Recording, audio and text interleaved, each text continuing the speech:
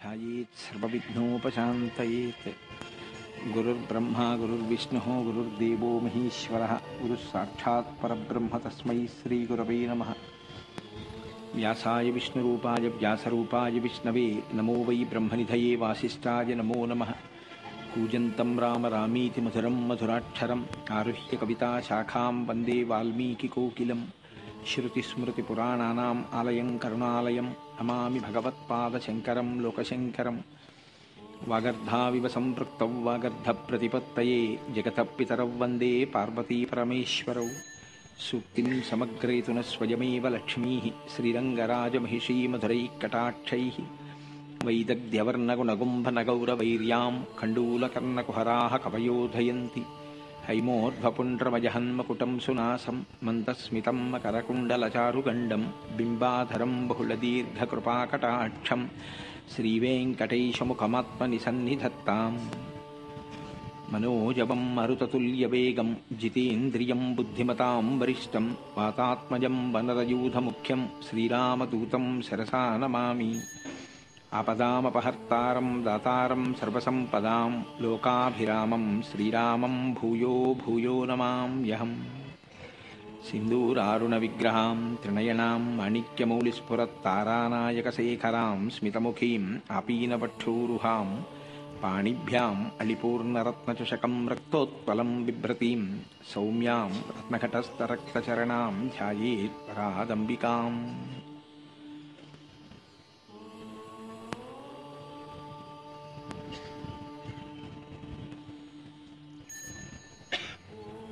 ज्ञानानन्दमयं देवं निर्मलस्फटिकाकृतिम् आधारं सर्वविद्यानां हयग्रीवमुपास्महे।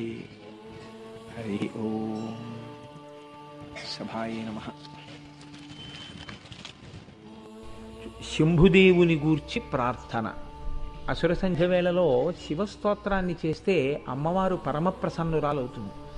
ఎందుచేత అంటే ఆవిడ మహాపతివ్రత కనుక. ఆవిడ భర్త గారి గురించి నామం ఎక్కడ వినపడుతుందో అమ్మవారు అక్కడ పరమ ప్రశాంతిని గొప్ప ఆనందాన్ని పొంది భక్తుల ఎడల పరమప్రీతిని పొందుతుంది. కనుక చక్కగా మనం శంభుదేవుని యొక్క ప్రార్థనతో ప్రారంభం చేద్దాం. జయపాలనయన శ్రీతలోలనయన సితశైలనయన శర్వా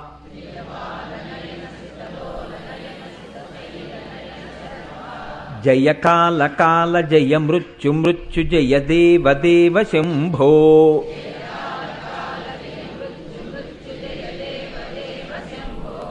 జయ చంద్రమౌళిన మదీంద్రమౌళి మణిసాంద్రహేళి చరణ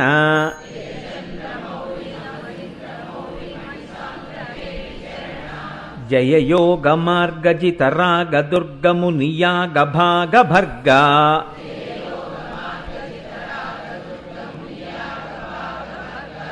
జయ స్వర్గవాసి మతివర్గభాసి ప్రతిసర్గ సర్గ కల్పా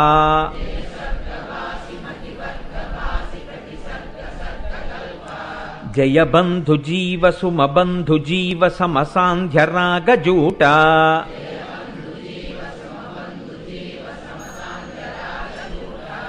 జయ చండ చండతర తాండవోగ్రభర కంపమాన భువన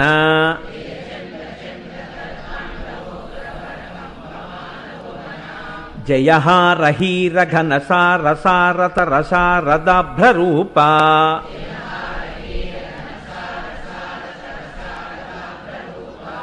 జయ శృంగి శృంగి శృతి భృంగి భృంగి భృతి నంది నంది వినుతి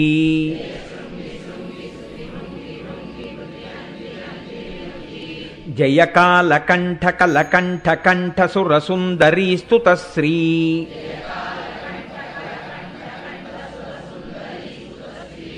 జయ భావజాత సమభావజాత సుకళాజిత ప్రియాహ్రీ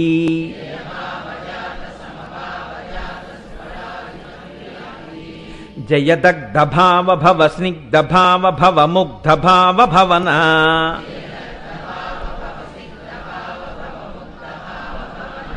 జయ రుండమాలి జయ రూక్ష వీక్ష రుచిరుంద్ర రూప రుద్రా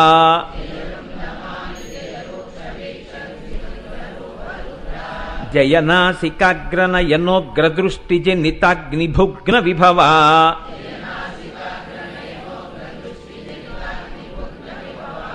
జయ ఘోర ఘోరతరతాపజాపతప ఉగ్రరూప విజిత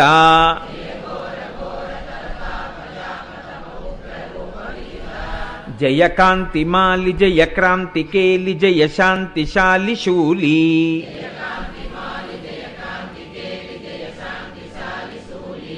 జయ సూర్య చంద్రశిఖి సూచనగ్రనయలోచనగ్ర ఉగ్ర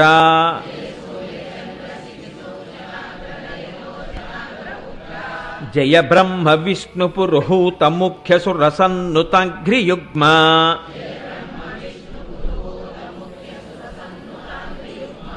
జయ ఫాల నేత్ర జయ చంద్రశీర్ష జయ నాగభూషశూలి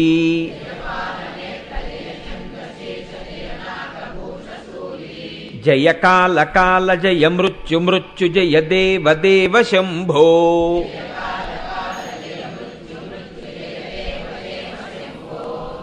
లలితావిర్భావమునకై దేవతల ప్రార్థన. విశ్వరూపిణి సర్వాత్మే విశ్వభూతైకనాయకీ లలితా పరమేశాని సంవిద్వహ్నే సముద్భవ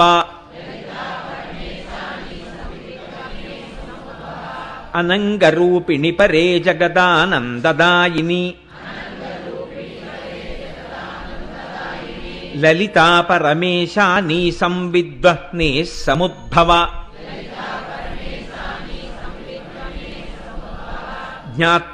జ్ఞాత్వజ్ఞానజ్ఞేయరూపే మహాజ్ఞాన ప్రకాశిని లలితా పరమేశాని సంవిద్వహ్నే సముద్భవ లోక సంహార రసికే కాళికే భద్రకాళికే లలితా పరమేశాని సంవిద్వహ్నే సముద్భవ లోక సంత్రాణ రసికే మంగళే సర్వమంగళే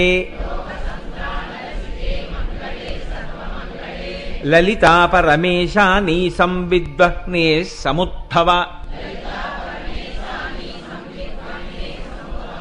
విశ్వసృష్టి పరాధీనే విశ్వనాథే విశంకటే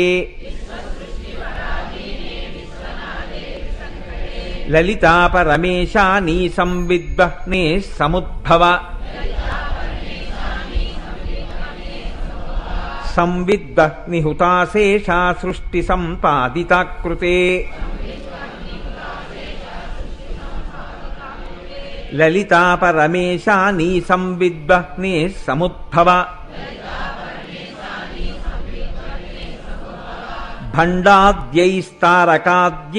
భండాద్యైస్తారకాద్యైశ్చాపీడితానాం సతాం ముదే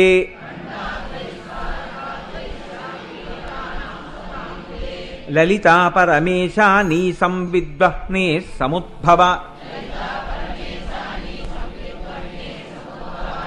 సర్వదేవతకృత లలితాస్తోత్రం. ప్రాతుర్బభూవ పరమం తేజఃపుంజమనూపమం కోటి సూర్య ప్రతీకాశం చంద్రకోటి సుశీతలం తన్మధ్యమే సముదభూచక్రాకారమనుత్తమం తన్మధ్యమే మహాదేవి ముదయార్క సమప్రభాం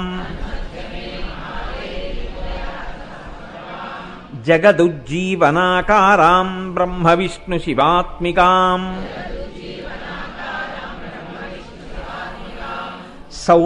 సౌందర్యసారసీమాం తామానందరససాగరాం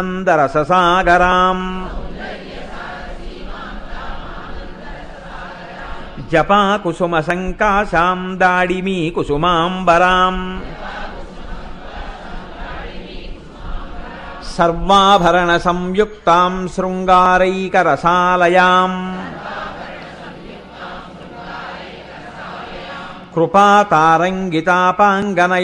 కృపాతారంగితాపాంగనయనాలోకకౌముదీం పాశాంకుశేక్షుకోదండ పంచబాణలసత్కరాం తాం విలోక్య మహాదేవీం దేవాః సర్వే సవాసవాః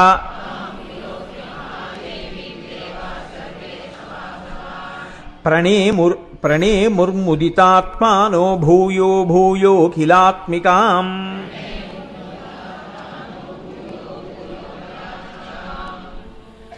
ఈ శ్లోకాల గురించి ఇప్పుడు నేను ప్రస్తావన చేయడం కన్నా ఎలాగో ఉపన్యాసాంతర్గతంగా శ్లోకాలకి సంబంధించిన విశేషం వస్తుంది కాబట్టి నేను అక్కడ ప్రస్తావన చేస్తాను. దాని యొక్క వైశిష్ట్యం ఏమిటో మీరు తెలుసుకుందరు. కానీ మహోత్కృష్టమైనటువంటి స్తోత్రం బ్రహ్మాండ పురాణాంతర్గతం. అది ప్రతిరోజు దేవస్థానంలో కూర్చుని అసుర సంధ్య వేళలో ఇంతమందివి కలిసి పారాయణ చేయడం వల్ల, ఇంతమందివి కలిసి చదవడం వల్ల భగవంతుని యొక్క కృపాకటాక్షములు మన యందు ప్రసరించేటటువంటి అవకాశములు పుష్కళముగా ఉంటాయని ఋషిప్రోక్తము కనుక నమ్మి విశ్వాసంతో ప్రతిరోజు అసుర సంధ్య వేళలో వీటిని అనుసంధానం చేసి అందరం కలిసి పఠించిన తరువాత ప్రసంగాన్ని ప్రారంభం చేస్తూ ఉంటాను. ఈసారి ప్రసంగాలలో లలితా సహస్రనామ స్తోత్రమును గూర్చి కొన్ని మాటలు చెప్పుకోవాలి అని చెప్పి అనుకున్నాం. లలితా సహస్రనామ స్తోత్రం మిగిలినటువంటి సహస్రనామ స్తోత్రముల వంటిది కాదు. దానికి ఒక ప్రత్యేకత ఉంటుంది. ఎందుచేత అన్న ప్రశ్నకి ఒక్కటే జవాబు. మిగిలినటువంటి సహస్రనామములలో చాలా సహస్రనామములు వ్యాసప్రోక్తములు. ఒక్క లలితా సహస్రనామ స్తోత్రం మాత్రం వ్యాసప్రోక్తం కాదు, వ్యాసుడు చెప్పినది కాదు. వసిన్యాది దేవతలు చేసినటువంటి స్తోత్రాన్ని వ్యాస భగవానుడు బ్రహ్మాండ పురాణంలో మనకి అందించాడంతే. అది సాక్షాత్తుగా అమ్మవారే అనుగ్రహించి వసిన్యాది దేవతల చేత పలికించింది శక్తినిచ్చి. అందుకని ఇది అమ్మవారే శక్తినిచ్చి పలికించి అమ్మవారే ఫలశ్రుతి చెప్పింది. దానికి ప్రతిరోజు ఈ స్తోత్రాన్ని చదివితే ఏం జరుగుతుంది అన్న విషయాన్ని అమ్మవారు స్వయంగా చెప్పింది. ఎక్కడ చెప్పింది అంటే ఒక పెద్ద దేవతా సభలో చెప్పింది ఆవిడ. అందుకే లలితా సహస్రనామముతో తుల్యమైనటువంటి సహస్రనామ స్తోత్రాన్ని చెప్పడం కష్టము అంటారు పెద్దలు. అందులో ఒక్క అక్షరం కూడా మీరు వెతికి చూద్దామన్నా అనవసరమైనటువంటి అక్షరములు ఏవీ కనపడవు. అవి వసిన్యాది దేవతలు అమ్మవారి అనుగ్రహంతో ఆ స్తోత్రాన్ని చెయ్యడమే దానికి ప్రధానమైన కారణం. అసలు లలితావిర్భావమునకు సంబంధించినంత వరకు మనం గమనించవలసినటువంటి నేపథ్యం ఒకటి ఉంటుంది. భగవంతుడు అపారమైనటువంటి దయాసముద్రుడు, కరుణామూర్తి.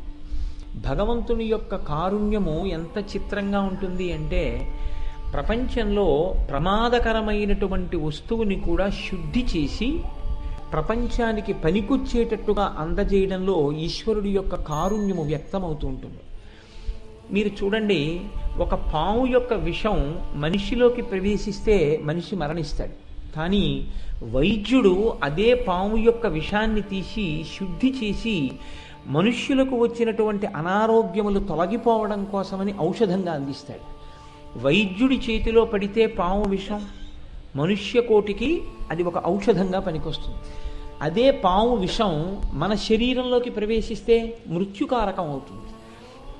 వైద్యుడి చేతిలో పడినటువంటి పాము విషం ఎలా ఔషధీ గుణాన్ని పొందిందో అలాగే ఈ ప్రపంచంలో కొంతమంది అహంకారంతో గర్వంతో లోకాలన్నింటినీ కూడా ప్రమాదకరమైనటువంటి రీతిలోకి నెట్టేటట్టుగా ప్రవర్తించినప్పటికీ కారుణ్యమునకు ఆలవాలమైనటువంటి భగవంతుని యొక్క స్వరూపము, అది మీరు అమ్మవారిని పిలవండి, అయ్యవారిని పిలవండి, ఏ రూపంతో మీరు పిలిచినప్పటికీ ప్రస్ఫుటంగా ఈశ్వర కారుణ్యము వ్యక్తమవుతూ ఉంటుంది. విశేషించి అమ్మ అన్న మాట ఎక్కడుందో అక్కడ ఈ కారుణ్యం మరింత ప్రస్ఫుటంగా ఉంటుంది. లలితా సహస్రనామ స్తోత్ర ఆవిర్భావమునకు వెనక చాలా పెద్ద నేపథ్యమే జరిగింది. మిగిలినటువంటి సహస్రనామ స్తోత్రములకు వేటికి ఇంత పెద్ద నేపథ్యం ఉన్నట్లు కనపడదు.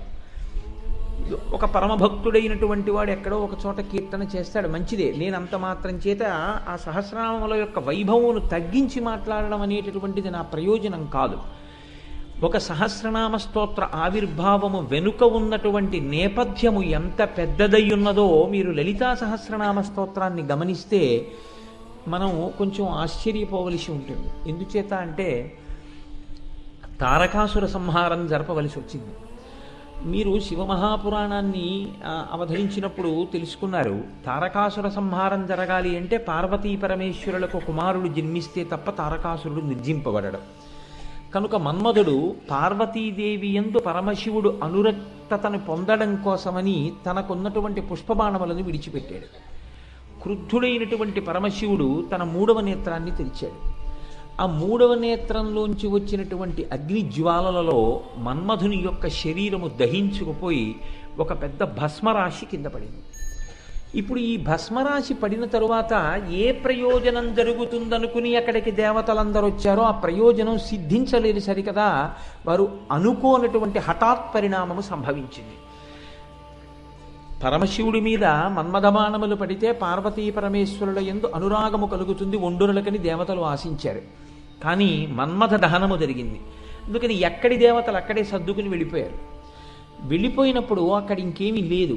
మన్మధుని యొక్క శరీరము కాలిపోయి దాని భస్మరాశి పడి ఉంది. ఒక్కొక్కసారి చాలా తమాషా అయినటువంటి పనులు జరుగుతూ ఉంటాయి. ఇవి కాకతాళీయముగా జరిగాయి అని మీరు అనుకోవడానికి వీల్లేదు. ఎక్కడో ఉంటుంది భగవంతుని యొక్క సంకల్పం. ఆయన ఏదో ఊహ చేస్తాడు, లోకమునకు ఏదో ఒక ప్రయోజనమును అందించాలి.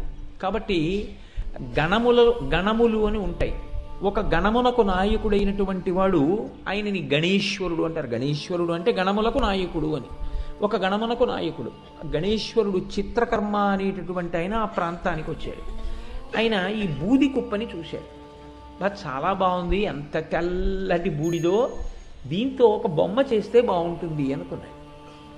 ఆయన ఆ బూదితోటి ఒక బొమ్మని తయారు చేశాడు. బొమ్మని తయారు చేసి చూస్తే ఇప్పుడు ఆయన కంటికి అది చాలా అందంగా కనపడింది ఆ బొమ్మ. దానికి ప్రాణప్రతిష్ఠ జరిగింది. ప్రాణప్రతిష్ఠ జరిగితే అందులోంచి ఒక వ్యక్తి లేచాడు. అది పరమశివుడు క్రుద్ధుడై రుద్రమూర్తి అయి తన కన్ను తెరిచినప్పుడు వచ్చినటువంటి అగ్ని జ్వాలల చేత భస్మమైనటువంటి శరీరము యొక్క బూది. అందులోంచి తయారైనటువంటి వ్యక్తి కనుక వ్యగ్రతతో కూడినటువంటి స్వభావంతో ఉన్నాడు. ఇప్పుడు ఆ వ్యక్తిని చూసి చతుర్ముఖ బ్రహ్మగారు అన్నారు, భండ భండ అన్నారు. అంటే ఆయనకి అనుకోకుండానే నామకరణం జరిగింది. భండ భండ అన్నారు. అంటే ఆయన పేరు భండాసురుడు అయ్యాడు. అసురుడు ఆయనకి వెంటనే వచ్చిన పేరు కాదు. బ్రహ్మగారు ఆయన్ని పిలిచినటువంటి మాట భండ అని పిలిచారు. ఇప్పుడు ఈ భండ అసురుడయ్యాడు. అసురుడైతే రాక్షసుడైతే భండాసురుడు అయ్యాడు. ఈయనతో పాటుగా ఇద్దరు జన్మించారు. వాళ్ళిద్దరిని ఆయన యొక్క సోదరులు అని పిలిచారు. వాళ్ళు విశుక్రుడు, విషంగుడు. వాళ్ళ పేర్లన్నీ అలాగే ఉంటాయి. ఆ తమాషా ఏమిటో మీరు ఎలాగో లలితా సహస్రనామ స్తోత్రానికి వ్యాఖ్యానం వస్తుంది కాబట్టి అప్పుడు ఇందురు. కానీ నేను ఇప్పుడు నేపథ్యంగా మాత్రమే ఆవిష్కరించే ప్రయత్నం చేస్తాను.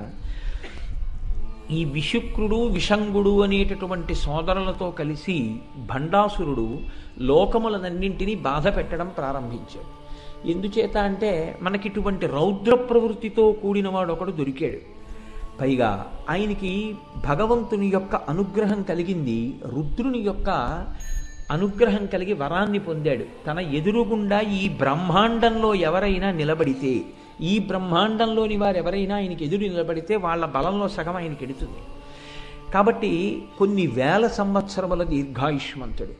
ఇటువంటి వాడే మనకు కావాలి మన శత్రువులందరితో పోరాటం చెయ్యాలంటే.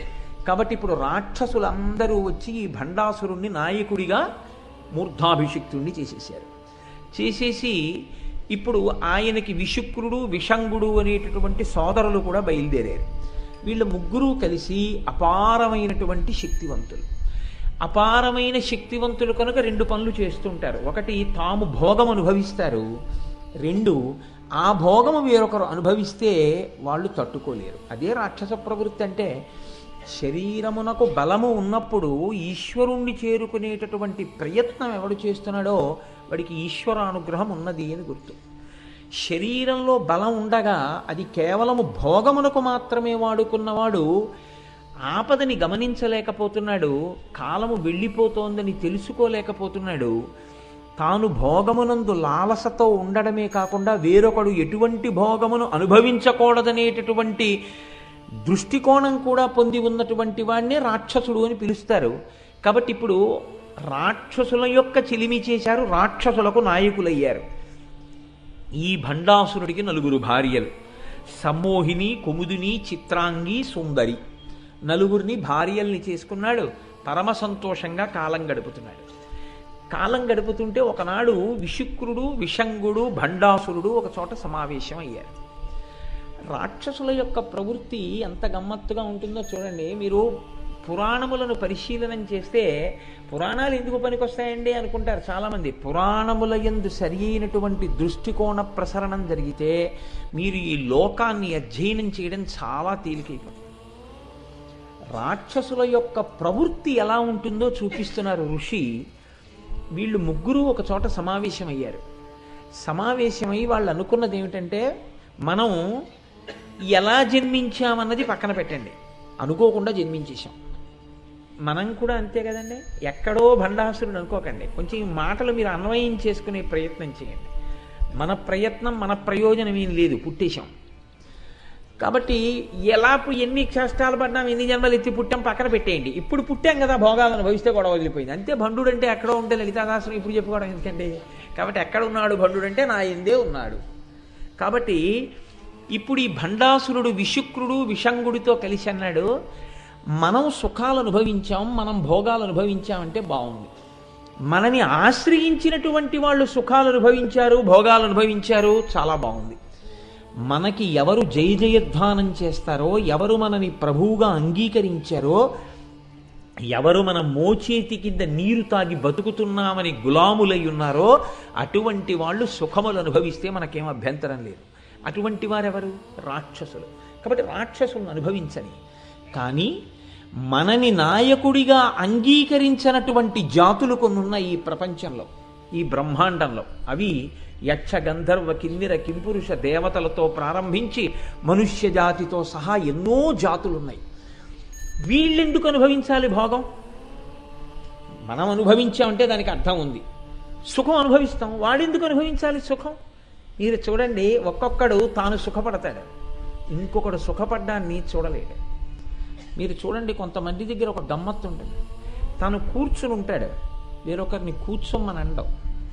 ఎందుకనంటే లోపల భండు ఉన్నాడు. నేను కూర్చోవచ్చు, ఆయన కూర్చోవడం ఏమిటి నా ముందు అంటే కూర్చోమండవు.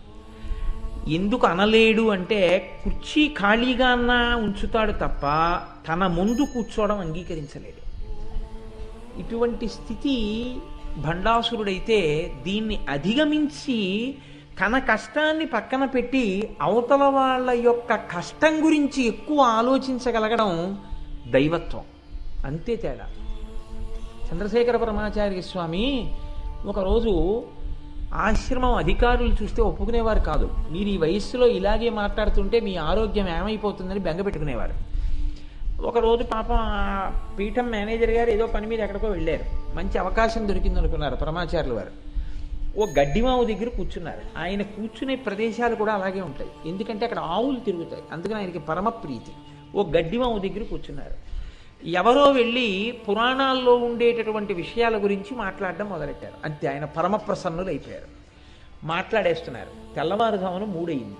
ఆయనకి 3 అయినట్టు ఆయనకి తెలియదు, కూర్చున్న వాళ్ళకి తెలియదు. పరమాచార్య మాట్లాడడం అంటే మాటలా అండి, అమృతధారలు. 3 అయింది. తెల్లవారుజాము సమయంలో ఆయన్ని కలుసుకోవడానికి అవుతుందేమో, స్నానం చేసి బయటికి వస్తారు కదా అని ఒక స్త్రీ తన కూతుర్ని తీసుకుని వచ్చి దూరంగా నించుంది. అప్పుడు వచ్చారు పీఠం మేనేజర్ గారు ఎక్కడి నుంచో.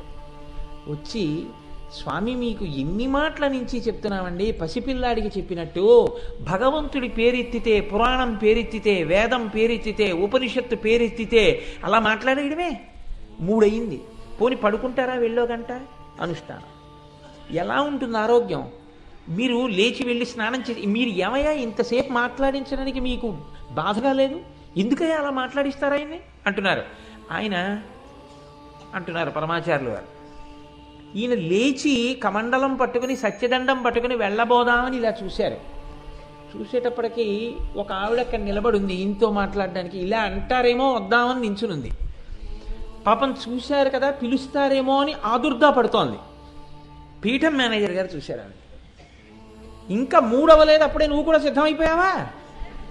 ఇప్పటిదాకా వీళ్ళు అయ్యారు, ఇక అనుష్ఠానం చేసుకుందామంటే ఇంకా నువ్వా? అన్నారు. అంటే ఆయన అన్నారు, ఏమో నీకు చెప్పడం మర్చిపోయాను, ఒక్కసారి వెళ్ళి దేవాలయం దగ్గర కొద్దిగా విభూతి ఉంటుంది అక్కడ ఒక్కసారి పట్టరా అన్నారు. అంటే మరి స్వామివారి ఆజ్ఞ కాదనకూడదు, గబగబా వెళ్ళారు పీఠం మేనేజర్ గారు. ఆయన గబగబా ఇల్లారా అన్నారు. అని ఏమమ్మా ఎందుకు నిల్చున్నావు చీకట్లో అంతసేపు, ఏమి చెప్పు నీకు కారణం. ఆవిడ ఏదో చెప్పింది, ఆయన తీసుకొచ్చారు, ఆ విభూతి ఆవిడకి ఇచ్చేయని వెళ్ళిపోయారు. అంటే తన కష్టం గురించి చూసుకునేటటువంటి లక్షణాన్ని కూడా అధిగమించేసి అవతల వాళ్ళ కష్టం ఒక్కటే ఆలోచించగలిగినటువంటి స్థితికి మహాపురుషులు వెళ్ళిపోతారు. కేవలం తన భోగం తన సుఖం తప్ప ఇతరులు అటువంటి సుఖాన్ని కాని భోగాన్ని కాని అనుభవించకూడదని చూసేటటువంటి వాడు రాక్షస ప్రవృత్తి కలిగిన వాడు. కాబట్టి ఇప్పుడు భండుడికి వచ్చిన ఆలోచన ఏమిటి? మనం భోగం అనుభవిస్తున్నాం, బాగుంది. మనని నమ్మిన వాళ్ళు భోగం అనుభవిస్తున్నారు, బాగుంది. మన నాయకత్వం లేని వాళ్ళు, మనని నాయకుడిగా అంగీకరించని వాళ్ళు ఎందుకు భోగాలు అనుభవించాలి? వాళ్ళు అనుభవించకూడదు. కాబట్టి భోగం అనుభవించకూడదు అంటే ఏం చెయ్యాలి? వాళ్ళు చాలా చమత్కారమైన ఆలోచన చేశారండి. సృష్టిలో బహుశా ఏ రాక్షసులకి రాలేదు ఇటువంటి ఆలోచన. వాళ్ళు అన్నారు, మనం ఒక పని చేద్దాం, సుఖములన్నింటికీ ఆలవాలము ఎక్కడుందో దాన్ని నిర్వీర్యం చేద్దాం. కాబట్టి మనలో భండుడు స్వర్గలోకానికి వెడతాడు, విశుక్రుడు భూలోకానికి వెడతాడు, విషంగుడు రసాతలానికి వెడతాడు. ముగ్గురం స్థూల శరీరాలతో వెళ్ళద్దు, సూక్ష్మ శరీరాలతో వెడదాం. వెళ్ళిన ప్రతి చోట మనం చెయ్యవలసిన పని ఒక్కటే. ఏమిటి ఆ పని అంటే, పురుషులకు పుంసత్వము లేకుండా నశింపజేసేద్దాం. స్త్రీల యందు రసోత్పాదనం లేకుండా, రేతస్సు లేకుండా స్త్రీలని చేసేద్దాం. స్త్రీకి స్త్రీ సహజమైనటువంటి స్థితి ఉండదు, పురుషుడికి పుంసత్వం ఉండదు. ఇప్పుడు స్త్రీ పురుషుల మధ్య భోగేచ్ఛ ఉండదు.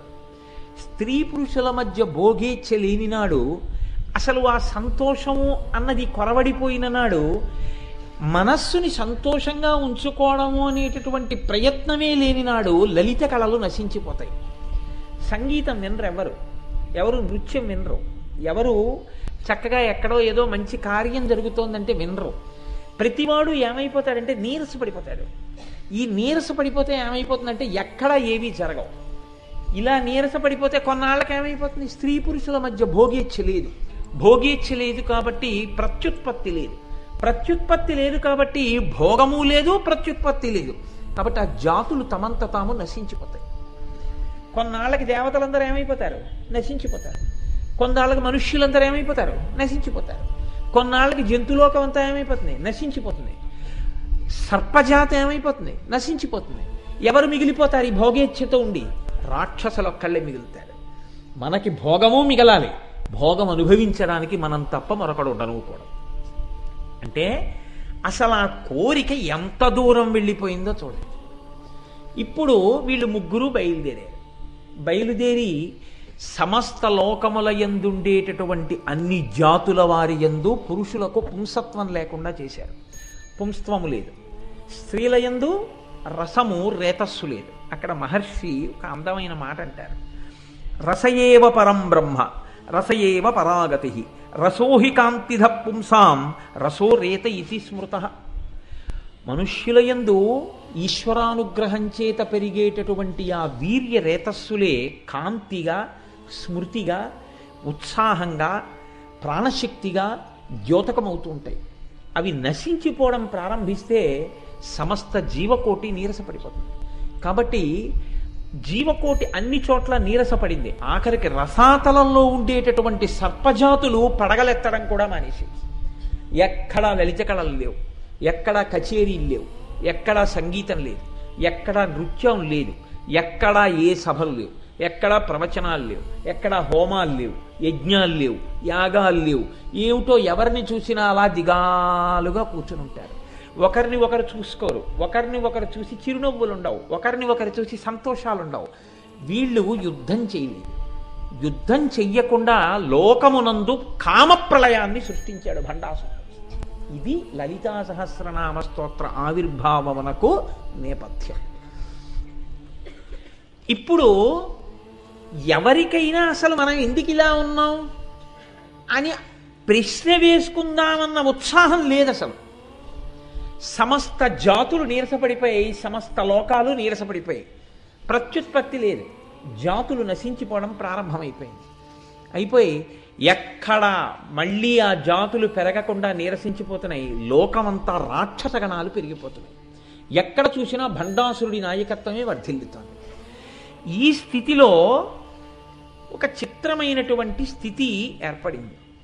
దేవతలు గుర్తించారు, ఇదంతా భండాసురుడి వలన జరుగుతోంది. వాడు తన సోదరులతో కలిసి పైకి కనపడకుండా మిగిలినటువంటి రాక్షసులలా యుద్ధం చెయ్యకుండా సూక్ష్మ రూపంతో అన్ని లోకములలో ప్రవేశించి అన్ని జాతుల యొక్క తేజస్సుని పాడి చేస్తున్నాడు.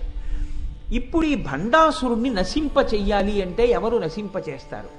స్థితికారుడు కనుక ఎప్పుడైనా ఇటువంటి రాక్షసులతో ఇబ్బంది వస్తే ఇంతకుముందు మనని రక్షించిన వాడు కనుక భగవానుడు శ్రీ మహావిష్ణువుని ప్రార్థన చేద్దాం. అందరూ కలిసి వైకుంఠానికి వెళ్ళారు. ఆయన్ని ప్రార్థన చేశారు. ఆయన అన్నారు, ఇత పూర్వం నేను అవతారములను స్వీకరించి మిమ్మల్ని అందరినీ కాపాడినటువంటి మాట పరమ యథార్థం. కానీ ఈ బ్రహ్మాండమునకు సంబంధించినంత వరకు భండాసురుడి దగ్గర ఒక వరం ఉంది. ఆయన ముందు ఈ బ్రహ్మాండంలో ఉన్నటువంటి ఎవ్వరూ పనికిరారు, సగం బలాన్ని తీసుకుంటాడు. కాబట్టి ఇప్పుడు ఈ బ్రహ్మాండానికి ఆవలి ఉన్న వారిని తీసుకొచ్చి ఈ బ్రహ్మాండంలో ఉన్న భండాసురుణ్ణి నిర్జింప చెయ్యాలి. అందుకే బ్రహ్మాండము అంటే కోడిగుడ్డులా ఉంటుంది అని ఆ రోజుల్లో ఋషులు పేరు దానికి బ్రహ్మాండము, అండము, గుడ్డు అన్న పేరు పెట్టారు.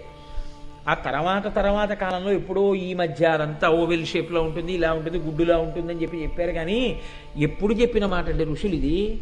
కాబట్టి ఇప్పుడు ఈ బ్రహ్మాండమునకు బయటికి వెళ్ళాలి. మనం వెళ్ళి పిలవాలి దేవతల్ని, ఒక మహానుభావుణ్ణి పిలవాలి, ఒక తల్లిని పిలవాలి, ఆవిడ రావాలి.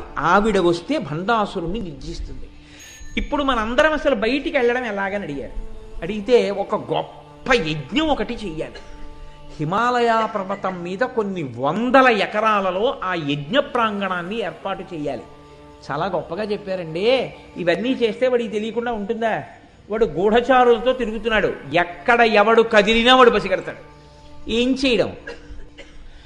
వాడికి ఎప్పుడూ ఉన్న కోరిక ఏమిటి? ఇతరులు అనుభవించకూడదు, తాను భోగం అనుభవించాలి కదా. కాబట్టి వాడు బాగా భోగం అనుభవించడం కోసమని ఇంతకుముందు ఎప్పుడూ వాడు కని విని ఎరుగనటువంటి 2 కాంతల్ని నేను సృష్టిస్తాను, అక్కడికి పంపుతాను. వాడు ఆ కాంతలతో రతికేళిలో మునిగి తేలుతూ ఉంటాడు, ఆ సుఖమునందు ఉంటాడు. అప్పుడు మనం నిశ్శబ్దంగా ఎవ్వరికీ తెలియకుండా ఇక్కడ హోమగుండాన్ని నిర్మాణం చేద్దాం, పదండని చెప్పి శ్రీ మహావిష్ణువు దేవతలందరినీ వెంట పెట్టుకుని బ్రహ్మాండము యొక్క అంచు దగ్గరికి తీసుకుని వెళ్ళారు. ఇప్పుడు ఈ అంచులోంచి బయటికి వెళ్ళాలి. బ్రహ్మాండం బయటికి వెళ్ళి బ్రహ్మాండం బయట ఉన్న వారిని ఆహ్వానం చెయ్యాలి. అందుకని ఇప్పుడు వీళ్ళు వెళ్ళి ఆ బ్రహ్మాండానికి రంధ్రం చేశారు. రంధ్రం చేసి అంచులోంచి మెల్లిగా రంధ్రంలోంచి బ్రహ్మాండము యొక్క పైభాగమునకు వెళ్ళారు. అవతల భాగానికి వెళ్ళి నిలబడ్డారు. వెళ్ళి నిలబడితే ఏముంటుంది? నత్ర సూర్యోభాతి చంద్రతారకం నేమా విద్యుతోభాతి కుతోయమగ్ని. అటువంటివి ఎన్ని కోట్ల బ్రహ్మాండములు, ఇన్ని బ్రహ్మాండములకు ఎంతమంది అధినాథులు, ఇన్ని బ్రహ్మాండాలున్నాయో ఇలాగా. ఇప్పుడు ఎవరొచ్చి రక్షిస్తారు? ఎవరిని పిలవాలి? వాళ్ళకి అనుమానం వచ్చింది. ఇప్పుడు వాళ్ళన్నారు, మనం పిలుద్దాం. అసలు ఎవరిని పిలిస్తే మనకి కావలసినటువంటి శక్తి పుట్టేటట్టుగా చేస్తాడో అటువంటి మహానుభావుడు శంభుదేవుడు ఉన్నాడు. ఆయన్ని మనందరం ఎలుగెత్తి పిలుద్దాం. పిలిస్తే తప్పకుండా పలుకుతాడు. కనుక రండి, అందరూ కలిసి స్తోత్రం చెయ్యండి శంభుదేవుణ్ణి అన్నారు. ఆ శంభుదేవుడి గురించి మీరు చేసినటువంటి ప్రార్థనే మనందరం చేశామే ప్రారంభంలో. అదే దేవతలందరూ పరమశివుణ్ణి ఉద్దేశించి ఆ శంభుదేవుణ్ణి ఉద్దేశించి పిలిచారు. జయపాలనయన శ్రీతలోలనయన శితశైలనయన శర్వా జయకాల కాల జయ మృత్యు మృత్యు జయ దేవ దేవ శంభో. ఇందాక మీరు చదివారు కదా, అదే స్తోత్రాన్ని దేవతలందరూ కలిసి పిలిచారు. పిలిస్తే అందులో మీరు పెద్ద వివరణ చెయ్యవలసిందేముండదు. అందులో పరమశివుని యొక్క గుణములన్నీ ఆవిష్కరింపబడి ఉంటాయి. శంభుదేవుడు అక్కడికి వచ్చాడు. వచ్చి ఆయన అన్నాడు, మీకు కలిగినటువంటి విపత్తు నుంచి మిమ్మల్ని ఉద్ధరించాలి అంటే లలితాపరాభట్టారిక స్వరూపం ఆవిర్భవించాలి. అటువంటి స్వరూపం ఆవిర్భవించాలి అంటే ఒక గొప్ప యజ్ఞం ఒకటి మనం చెయ్యాలి. ఆ హోమగుండంలోంచి అమ్మవారు పైకొస్తుంది. శ్రీ మహావిష్ణువు ఇప్పటికే భండాసురుణ్ణి మోహమునందు ముంచెత్తడానికి 2 వనితల్ని సృష్టించారు. కాబట్టి మనం నిశ్శబ్దంగా ఇప్పుడు హిమాలయ పర్వత ప్రాంతమునందు కూర్చుని అటువంటి హోమం చేద్దాం రండి అన్నారు. అందరూ వెళ్ళారు. ఒక పెద్ద యజ్ఞగుండాన్ని అక్కడ తయారు చేశారు. కూర్చుని ఇప్పుడు ఆ యజ్ఞగుండంలో అగ్నిహోత్రాన్ని ప్రతిష్ఠించాలి. అప్పుడు కదండి అందులోకి హవిస్సులు ఇచ్చి పిలవడం అమ్మవారిని. ఇప్పుడు ఈ అగ్నిని తీసుకొచ్చి పెట్టడానికి మీరు మొన్న చూశారు, ఇక్కడ వెంకటాచల వైభవం జరుగుతున్నప్పుడు ఆరణి మంధనము అని చేస్తారు. ఇటువంటి అగ్నిని పుట్టించవచ్చు, కానీ పుట్టిస్తే అప్పుడు ఆ అగ్ని ఏ బ్రహ్మాండంలోది? ఈ బ్రహ్మాండంలోదే అవుతుంది. ఈ బ్రహ్మాండంలో ఉన్న అగ్నితో మీరు ఏదైనా చేస్తే వాడు సంకల్పం చేస్తే అందులో సగం తీసేసుకుంటాడు. కాబట్టి ఇప్పుడు ఇక్కడ అగ్ని పనికిరాదు. కాబట్టి ఇప్పుడు అగ్ని ఎలాగా అని ఆలోచించారు. వాడు ఎంత ఉపద్రవం తీసుకొచ్చాడో చూడండి భండాసురుడు. అంటే ఇప్పుడు శంభుదేవుడు అన్నాడు, మనకి గార్హపత్య అగ్ని, ఆహవనీయ అగ్ని, దక్షిణాగ్ని అని 3 అగ్నులు ఉన్నాయి. కానీ ఇప్పుడు ఈ 3 అగ్నులతో కుదరదు కనుక నేను చిదగ్ని అనబడేటటువంటి అగ్నిని వాయు రూపంలో బ్రహ్మాండం బయనించి ఆ బ్రహ్మాండమునకు చేయబడిన రంధ్రంలోంచి తీసుకొచ్చిన వాయువుని ఈ హోమగుండంలోకి ప్రవేశపెట్టి అగ్నిని రగలుస్తాను. దాన్ని చిదగ్ని అంటారు. ఇప్పుడు ఈ చిదగ్ని గుండంలో మీరు హవిస్సులు ఇవ్వండి. హవిస్సులు ఇచ్చేటప్పుడు మీరు సామాన్యమైనటువంటి పదార్థమును వేస్తాను అంటే మీరు చేసినటువంటి యజ్ఞము చేత ప్రీతి చెంది అమ్మవారు ఆవిర్భవించడానికి చాలా కాలం పట్టచ్చు. మనకి మళ్ళీ భండుడు మేల్కొనే లోపల అమ్మవారి ఆవిర్భావం జరిగిపోవాలి. కాబట్టి మీ ఆర్తి ప్రకటనం జరగాలి, తొందరగా రమ్మని పిలవాలి. కాబట్టి హవిస్సుల కొరకు వేరొకటి వాడకండి. మీరు దేవతలు కనుక మీ శరీరావయవములను కోసినంత మాత్రం చేత మీకు మృత్యువు రాదు. అది ఇతరులైతే శరీరావయవములను కోసేసుకుంటే మృత్యువు పాలైపోతారు. మీకు ఆ భయం లేదు. కాబట్టి మీరు మీ శరీరావయవములను ఖండించి అగ్నిహోత్రంలో వ్రేల్చండి, హవిస్సులుగా ఇవ్వండి. అంటే మీ ఆర్తి ప్రకటనం జరుగుతున్నప్పుడు అప్పుడు అందులోంచి అమ్మవారు ఆవిర్భవిస్తుంది. ఇది దేవతలకు కాబట్టి సరిపోయింది. అలా ఆర్తి ప్రకటనానికి అందరు అటువంటి పనులు చేయమని కాదు దాని ఉద్దేశం. కాబట్టి ఇప్పుడు హోమగుండంలో దేవతలు తమ యొక్క శరీర ఖండములను తీసి ఆ అగ్నిహోత్రంలో సమర్పించి అమ్మవారిని ప్రార్థన చేశారు. అమ్మా నువ్వు ఆవిర్భవించాలి అని ఆనాడు శంభుదేవుడు అష్టకారికలతో ప్రార్థన చేశాడు. అదే సముద్భవ సముద్భవ, అమ్మాను ఆవిర్భవించు, అమ్మాను ఆవిర్భవించు, అమ్మాను ఆవిర్భవించు అంటూ 8 శ్లోకాలున్నాయే ఆనాడు బ్రహ్మాండ పురాణంలో శంభుదేవుడు చదివినటువంటి అష్టకారికలు. వాటిని దేవతలందరూ చదివారు. అలా చదివితే అమ్మవారి యొక్క ఆవిర్భావం ప్రారంభమైంది ఆ చిదగ్నిగుండంలోంచి. ఇప్పుడు వీళ్ళందరూ అలా హోమం చేస్తూ అలా యజ్ఞములో తమ శరీర ఖండములను వ్రేలుస్తూ అమ్మవారిని ప్రార్థన చేస్తుంటే అమ్మవారి యొక్క అనుగ్రహము కలిగి మాంసనేత్రము చేత చూడడానికి వీలు కానటువంటి పరబ్రహ్మస్వరూపిణి అయినటువంటి అమ్మవారు అందరికీ కనపడేటటువంటి రూపంతో అనేక కోట్ల బ్రహ్మాండములకు నాయకురాలైనటువంటి తల్లి, మణిద్వీపంలో కూర్చుని ఇన్ని బ్రహ్మాండములను శాసించగలిగినటువంటి తల్లి ఈ బ్రహ్మాండంలో హిమాలయ పర్వతాల మీద ఏర్పాటు చేయబడినటువంటి హోమగుండంలోంచి ఆ తల్లి ఆవిర్భవించడం ప్రారంభించింది. అమ్మవారు ఎప్పుడైతే చిదగ్నిగుండంలోంచి ఆవిర్భవిస్తోందో ఆ స్వరూపాన్ని చూసి దేవతలందరూ ప్రార్థన చేశారు. అమ్మా ఇది లలితా సహస్రనామ స్తోత్రము దేవతలు చేసినది కాదు, మీరు బాగా జ్ఞాపకం పెట్టుకోవాలి.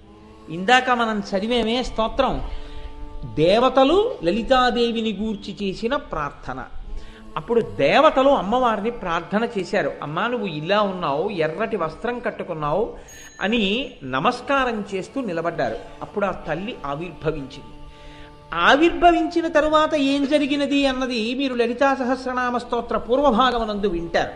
ఆవిడ యుద్ధం ఎలా చేసింది, ఆవిడ ఎలా దేవతా సైన్యాల్ని సృష్టి చేసింది, అప్పటికప్పుడు ఆవిడ వారాహిని ఎలా సృష్టించింది, శ్యామలాదేవిని ఎలా సృష్టించింది, ఆవిడ ఏనుగుల్ని ఎలా సృష్టించింది, గుర్రాల్ని ఎలా సృష్టించింది, బాలాతల్లిని తన బిడ్డని ఎలా సృష్టించింది, తన భర్తని మహాకామేశ్వరుడిగా ఎలా స్వీకరించింది, యుద్ధం ఎలా చేసింది, ఆఖరికి భండాసురుణ్ణి నిర్జించింది, ఆవిడ సంహరించింది.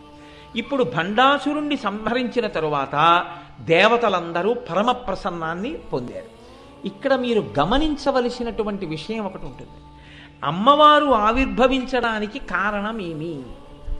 దానికి ఇలా చేస్తే ఆవిర్భవించినది అని చెప్పడానికి ఒక ప్రత్యేకమైనటువంటి శైలి ఏదైనా వాళ్ళు పాటించారని చెప్పడం కుదురుతుందా అంటే, దానికి పెద్దలు అంటారు, ఒక మాట చెప్తారు, ఘృత కాఠిన్యవత్. అంటే నెయ్యి కరిగి ఉంటుంది. కరిగి ఉన్నటువంటి నీతికి ఒక రంగు ఉండదు, ఒక రూపం ఉండదు. కానీ దానికి చల్లటి గాలి తగిలిందనుకోండి, వెంటనే అది ఘనీభవిస్తుంది. ఘనీభవించి ముద్దలా అవుతుంది. ఇప్పుడు ముద్దలా ఉన్నటువంటి నీతిని మీరు చేత్తో పట్టుకోవచ్చు. ముద్దలా ఉన్నటువంటి చేతికి ఒక రూపం ఉంటుంది, ఒక రంగు ఉంటుంది, మీకు తెలుస్తుంది.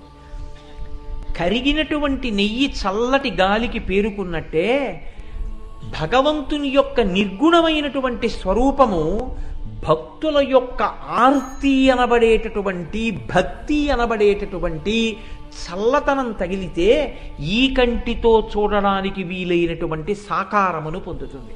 అందుకే అంతటా నిండి నిబిడీకృతమైనటువంటి పరమాత్మ ఒక అవతారమును దాల్చాలి అంటే దానికి ముందు ఒక స్తోత్రం ఉంటుంది, ఒక ప్రార్థన ఉంటుంది. దేవతలో ఋషులో ఎవరో ప్రార్థన చేస్తారు. ఆ ప్రార్థనని మన్నించి భగవంతుడు ఒక రూపాన్ని పొందుతాడు. అందుకే వేదం అజాయమానో బహుధా విజాయతే అంటుంది. ఇన్ని రూపాలు ఎందుకండి సనాతన ధర్మంలో, ఇంతమంది దేవుళ్ళు ఎందుకండి అని అడుగుతుంటారు. నీకెన్ని కష్టాలున్నాయో అంతమంది అన్ని భగవంతు రూపాలు ఉంటాయి. కారణం ఏమిటో తెలుసా అండి? ఒక్కొక్కడికి ఒక్కొక్క కష్టం వచ్చినప్పుడు ఒక్కొక్క రూపంలో ఈశ్వరుడు రావాలని అడిగాడు. ఆ రూపంలో ఈశ్వరుడు వచ్చాడు. చెయ్యగలిగిన నేర్పరితనం ఉండాలి. కానీ ఒక్క కొయ్య దుంగ పట్టుకుని అందులోంచి పిచుకలు చేస్తాడు, అందులోంచి బొమ్మలు చేస్తాడు, దశావతారాలు చేస్తాడు, కుండలు చేస్తాడు, మూకుళ్ళు చేస్తాడు, ఇన్ని చేస్తాడు.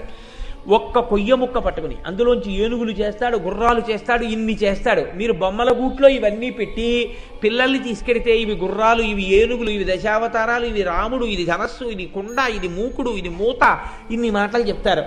కానీ అదంతా కొయ్యే. కొయ్యని ఇన్ని రూపములుగా మార్చినటువంటి కమ్మరివాడిలా, మట్టినే ఇన్ని రూపాలుగా మార్చిన కుమ్మరివాడిలా ఈశ్వరుడు ప్రసన్నుడైతే భక్తుల యొక్క భక్తి అనబడేటటువంటి చల్లతనం ఆయనకి తగిలితే ఘనీభవించి భగవంతుడు ఒక రూపాన్ని పొందుతాడు. కాబట్టి ఇప్పుడు లలితాదేవి కూడా ఒక రూపాన్ని అలా పొంది ఆవిడ ఆవిర్భవించింది.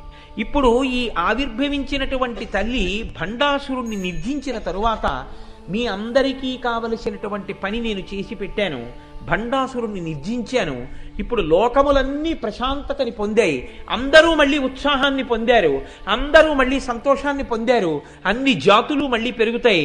ఇక నేను బయలుదేరి నా యొక్క మణిద్వీపానికి వెళ్ళిపోతున్నాను. నా యొక్క నిజ స్థావరం ఏదుందో ఆ స్థావరానికి, పరిపాలనా కేంద్రానికి బయలుదేరుతున్నానన్నారు. అంటే దేవతలు ఋషులు అందరూ ఆనాడు అమ్మవారిని ప్రార్థన చేశారు. అమ్మా, కష్టం ఎందుకు వచ్చిందో మాకు తెలియదు, కానీ ఇది ఒక గొప్ప అనుగ్రహానికి హేతువైంది. పాము విషం వైద్యుడి చేతిలో పడితే ఓషధి అయినట్టు భండాసురుడు పెట్టినటువంటి కష్టాలకి నిన్ను ప్రార్థన చేయడం మాకు ఒక పెద్ద ఉపకారం చేస్తోంది. నువ్వు ఇక్కడి నుంచి వెళ్ళిపోవడానికి వీల్లేదు. నీవు 16 చోట్ల ఈ భూమండలంలో ఉండాలి, ఈ బ్రహ్మాండంలో. కాబట్టి ఈ 16 చోట్ల నువ్వు ఉన్న ప్రాంతాలని కూడా శ్రీపురములు అని పిలుస్తారు. 16 పేర్లు శ్రీపురములే. కాబట్టి 16 శ్రీపురములను నిర్మించడం కోసమని మేము మయుణ్ణి, విశ్వకర్మని ప్రార్థన చేస్తాం. 16 చోట్ల నువ్వు వెలియాలి తల్లి అన్నారు. ఇప్పుడు మీరు ఆలోచించండి, అంత ఉన్నది కొయ్యని గుర్రంగా మారిస్తే గుర్రం, ఉన్నది కొయ్య ఏనుగ్గా మారిస్తే ఏనుగు, ఉన్నది కొయ్య రాముడిగా చెక్కితే రాముడు, ఉన్నది కొయ్య కృష్ణుడిగా చెక్కితే కృష్ణుడు. కానీ అది మాత్రం కొయ్య, లోపల ఉన్నది కొయ్య లేకుండా మాత్రం ఇవేమీ లేవు. ఇవి లేకపోయినా కొయ్య మాత్రం ఉంటుంది. అలాగే అమ్మవారిని 16 చోట్ల 16 పేర్లతో ఉండమని అడిగారు వీళ్ళు. ఎన్ని పేర్లతో పిలిస్తే ఆవిడికి అభ్యంతరం? మీ ఇష్టం, ఏ పేర్లతో నన్ను ఉండమనాలి కోరుకుంటున్నారు, ఎక్కడెక్కడ ఉండమని కోరుకుంటున్నారు. ఇది భక్తి అంటే. వాళ్ళు అనుగ్రహాన్ని పొంది వదిలిపెట్టలేదు, వాళ్ళు అలా అడిగారు కాబట్టే మనకి లలితా సహస్రం వచ్చింది. వాళ్ళు అన్నారు, అమ్మ నువ్వు 16 చోట్ల నిలబడాలి అన్నారు. ఎక్కడెక్కడా అని అడిగింది తల్లి. మేరు పర్వతం, నిషధ పర్వతం, హేమకూటం, హిమాలయం, గంధమాదనం, నీలగిరి, మేషగిరి, శృంగగిరి, మహేంద్రగిరి, లవణ సముద్రం, ఇక్షు సముద్రం, సురా సముద్రం, ఘృత సముద్రం, దధి సముద్రం, క్షీర సముద్రం, జల సముద్రం. ఈ అన్ని చోట్ల, ఈ 16 చోట్ల నువ్వు స్థిర నివాసివై ఉండాలి. ఏ ఏ పేర్లతో ఉండమంటారు అని అడిగింది తల్లి. ఈ పేర్లు వింటే చాలండి, దేవతలు అమ్మవారిని ప్రార్థన చేసి తెచ్చుకున్నటువంటి పేర్లు. అందుకే ఆ నామములను విన్నంత మాత్రం చేత అమ్మవారి యొక్క అనుగ్రహం కలుగుతూ ఉంటుంది. కామేశ్వరీపురి, భగమాలినీపురి, నిత్యక్లిన్నాపురి, భేరుండాపురి, వహ్నివాసినీపురి, మహావజ్రేశ్వరీపురి, శివదూతీపురి, త్వరితాపురి, కులసుందరీపురి, నిత్యాపురి, నీలపతాకాపురి, విజయాపురి, సర్వమంగళాపురి, జ్వాలామాలినీపురి, చిత్రాపురి, మహానిత్యాపురి అని 16 పేర్లతో అమ్మవారి పేరుతో ఉన్నటువంటి పురంగా. అసలన్నిటికీ పేరు శ్రీపురాలి. 16 పేర్లతో అమ్మవారు 16 ప్రాంతములలో వెలిసింది. ఆ తల్లి వెలిసిందంటే దేవతల ప్రార్థనని అనుసరించి 16 ప్రాంతములందు నిలబడి ఈ బ్రహ్మాండాన్నంతటినీ ఆ తల్లి తన యొక్క రక్షణ కవచంలోకి తీసుకుంది. ఈ ఆవిర్భవించినటువంటి తల్లి యొక్క స్వరూపానికి ఋషులు ఒక పేరు పెట్టారు. ఆ పేరే లలిత అన్నారు. లలిత అన్న పేరు ఎందుకు పెట్టారు, ఏ కారణం చేత పెట్టారు? ఏదో పెట్టాలని అనిపించి పెట్టారా, లేకపోతే లలిత అని పిలవడం వెనకాతల ఏదైనా హేతు ఉందా అంటే, లోకానతీత్య లలతే లలిత తేన చోచ్యతే. ఈ తల్లి లోకములన్నింటినీ మించిపోయినటువంటి అతిశయంతో కూడినటువంటి తల్లి కనుక, అంతటి సౌందర్యమును పొంది ఉన్న తల్లి కనుక లోకానతీత్య లలతే లలిత తేన చోచ్యతే. ఆ తల్లికి లలిత అని ఉచ్యతే పిలవబడినది. కానీ ఇక్కడ మీరు ఒక విషయాన్ని ఆలోచించండి, కొంచెం మీరు జాగ్రత్తగా పరిశీలనం చేస్తే ఒక విషయాన్ని మీరు గమనించవలసి ఉంటుంది. అమ్మవారు లోకములనన్నింటికన్నా కూడా అతిశయమైనటువంటి అందంతో ఉంది అని మీరు ఓ మాట అన్నారనుకోండి, అప్పుడు అది భక్తి అవుతుందా, అమ్మవారి సౌందర్యాన్ని ఎంచడం అవుతుందా? మీరు కొంచెం జాగ్రత్తగా ఆలోచించండి. అమ్మ అందాన్ని బిడ్డలు ఎంచవచ్చా? అమ్మ చాలా అందంగా ఉందండి, బ్రహ్మాండాలన్నింటినీ మించిపోయినటువంటి అందంతో మా అమ్మ ఉంది అని పేరు పెట్టి పిలిచి, అందుకని మేము లలిత అని పిలుస్తున్నాం, అందుకని లోకానతీత్య లలితే లలిత తేన చోచ్యతే అంటూ అసలు అలా అనొచ్చా? అంటే ఇక్కడ పెద్దలు అన్నారు, ఒక విషయాన్ని నువ్వు జ్ఞాపకం పెట్టుకోవలసి ఉంటుంది అన్నారు. ఇది బాహ్య సౌందర్యమును గూర్చి చెప్పినటువంటి మాట నిజమే, కానీ భగవంతుని యొక్క అనుగ్రహం కానీ, లోపల ఉండేటటువంటి మంచితనం కానీ, దయ కానీ, ప్రధానంగా మీరు దయ అన్న విషయం గురించి ఆలోచించండి. ఎందుకంటే అమ్మవారి యొక్క గుణములలో దయ ఒకటి అని ఎవరైనా అన్నారనుకోండి, ఖచ్చితంగా అది తప్పు మాట. అమ్మవారి యొక్క గుణములలో దయ ఒకటి కాదు, అమ్మయే దయ. అమ్మని ఏమనాలంటే ఆవిడ దయాస్వరూపిణి అనాలి. అమ్మవారి యొక్క ప్రధానమైనటువంటి తత్వమే దయ. ఇప్పుడు ఒక వ్యక్తి పైకి అందంగా ఉండకపోవచ్చు, చూడగానే అబ్బాయి ఏమిటండి ఆయన అలా ఉన్నారు అని మీకు అనిపించవచ్చు, కానీ ఆయన గొప్ప దయాశాలి కావచ్చు. ఒక వ్యక్తి పైకి చాలా అందంగా కనపడచ్చు, కానీ వాడు పరమ మోసగాడు కావచ్చు, నిర్దయుడు కావచ్చు. అందము దయ రెండూ ఒకచోటే ఉండాలి అని మీరు ఎప్పుడైనా ఊహించి నిర్ధారణ చేసి చెప్పగలరా? ఒక ఆయన అందంగా ఉన్నాడు కాబట్టి ఆయన యందు దయ కూడా ఉంటుందండి ఖచ్చితంగా అని మీరు నిర్ధారణ చేయగలరా? చేయలేరు. ఈయన అందంగా లేడు కాబట్టి ఈయన యందు దయ ఉండదండి అని మీరు నిర్ధారణ చేయగలరా? చెయ్యలేరు. అందముంటే దయ ఉండాలని లేదు, దయ ఉంటే అందం ఉండాలని లేదు. అందముండి దయ లేకపోవచ్చు, అందము లేక దయ ఉండవచ్చు.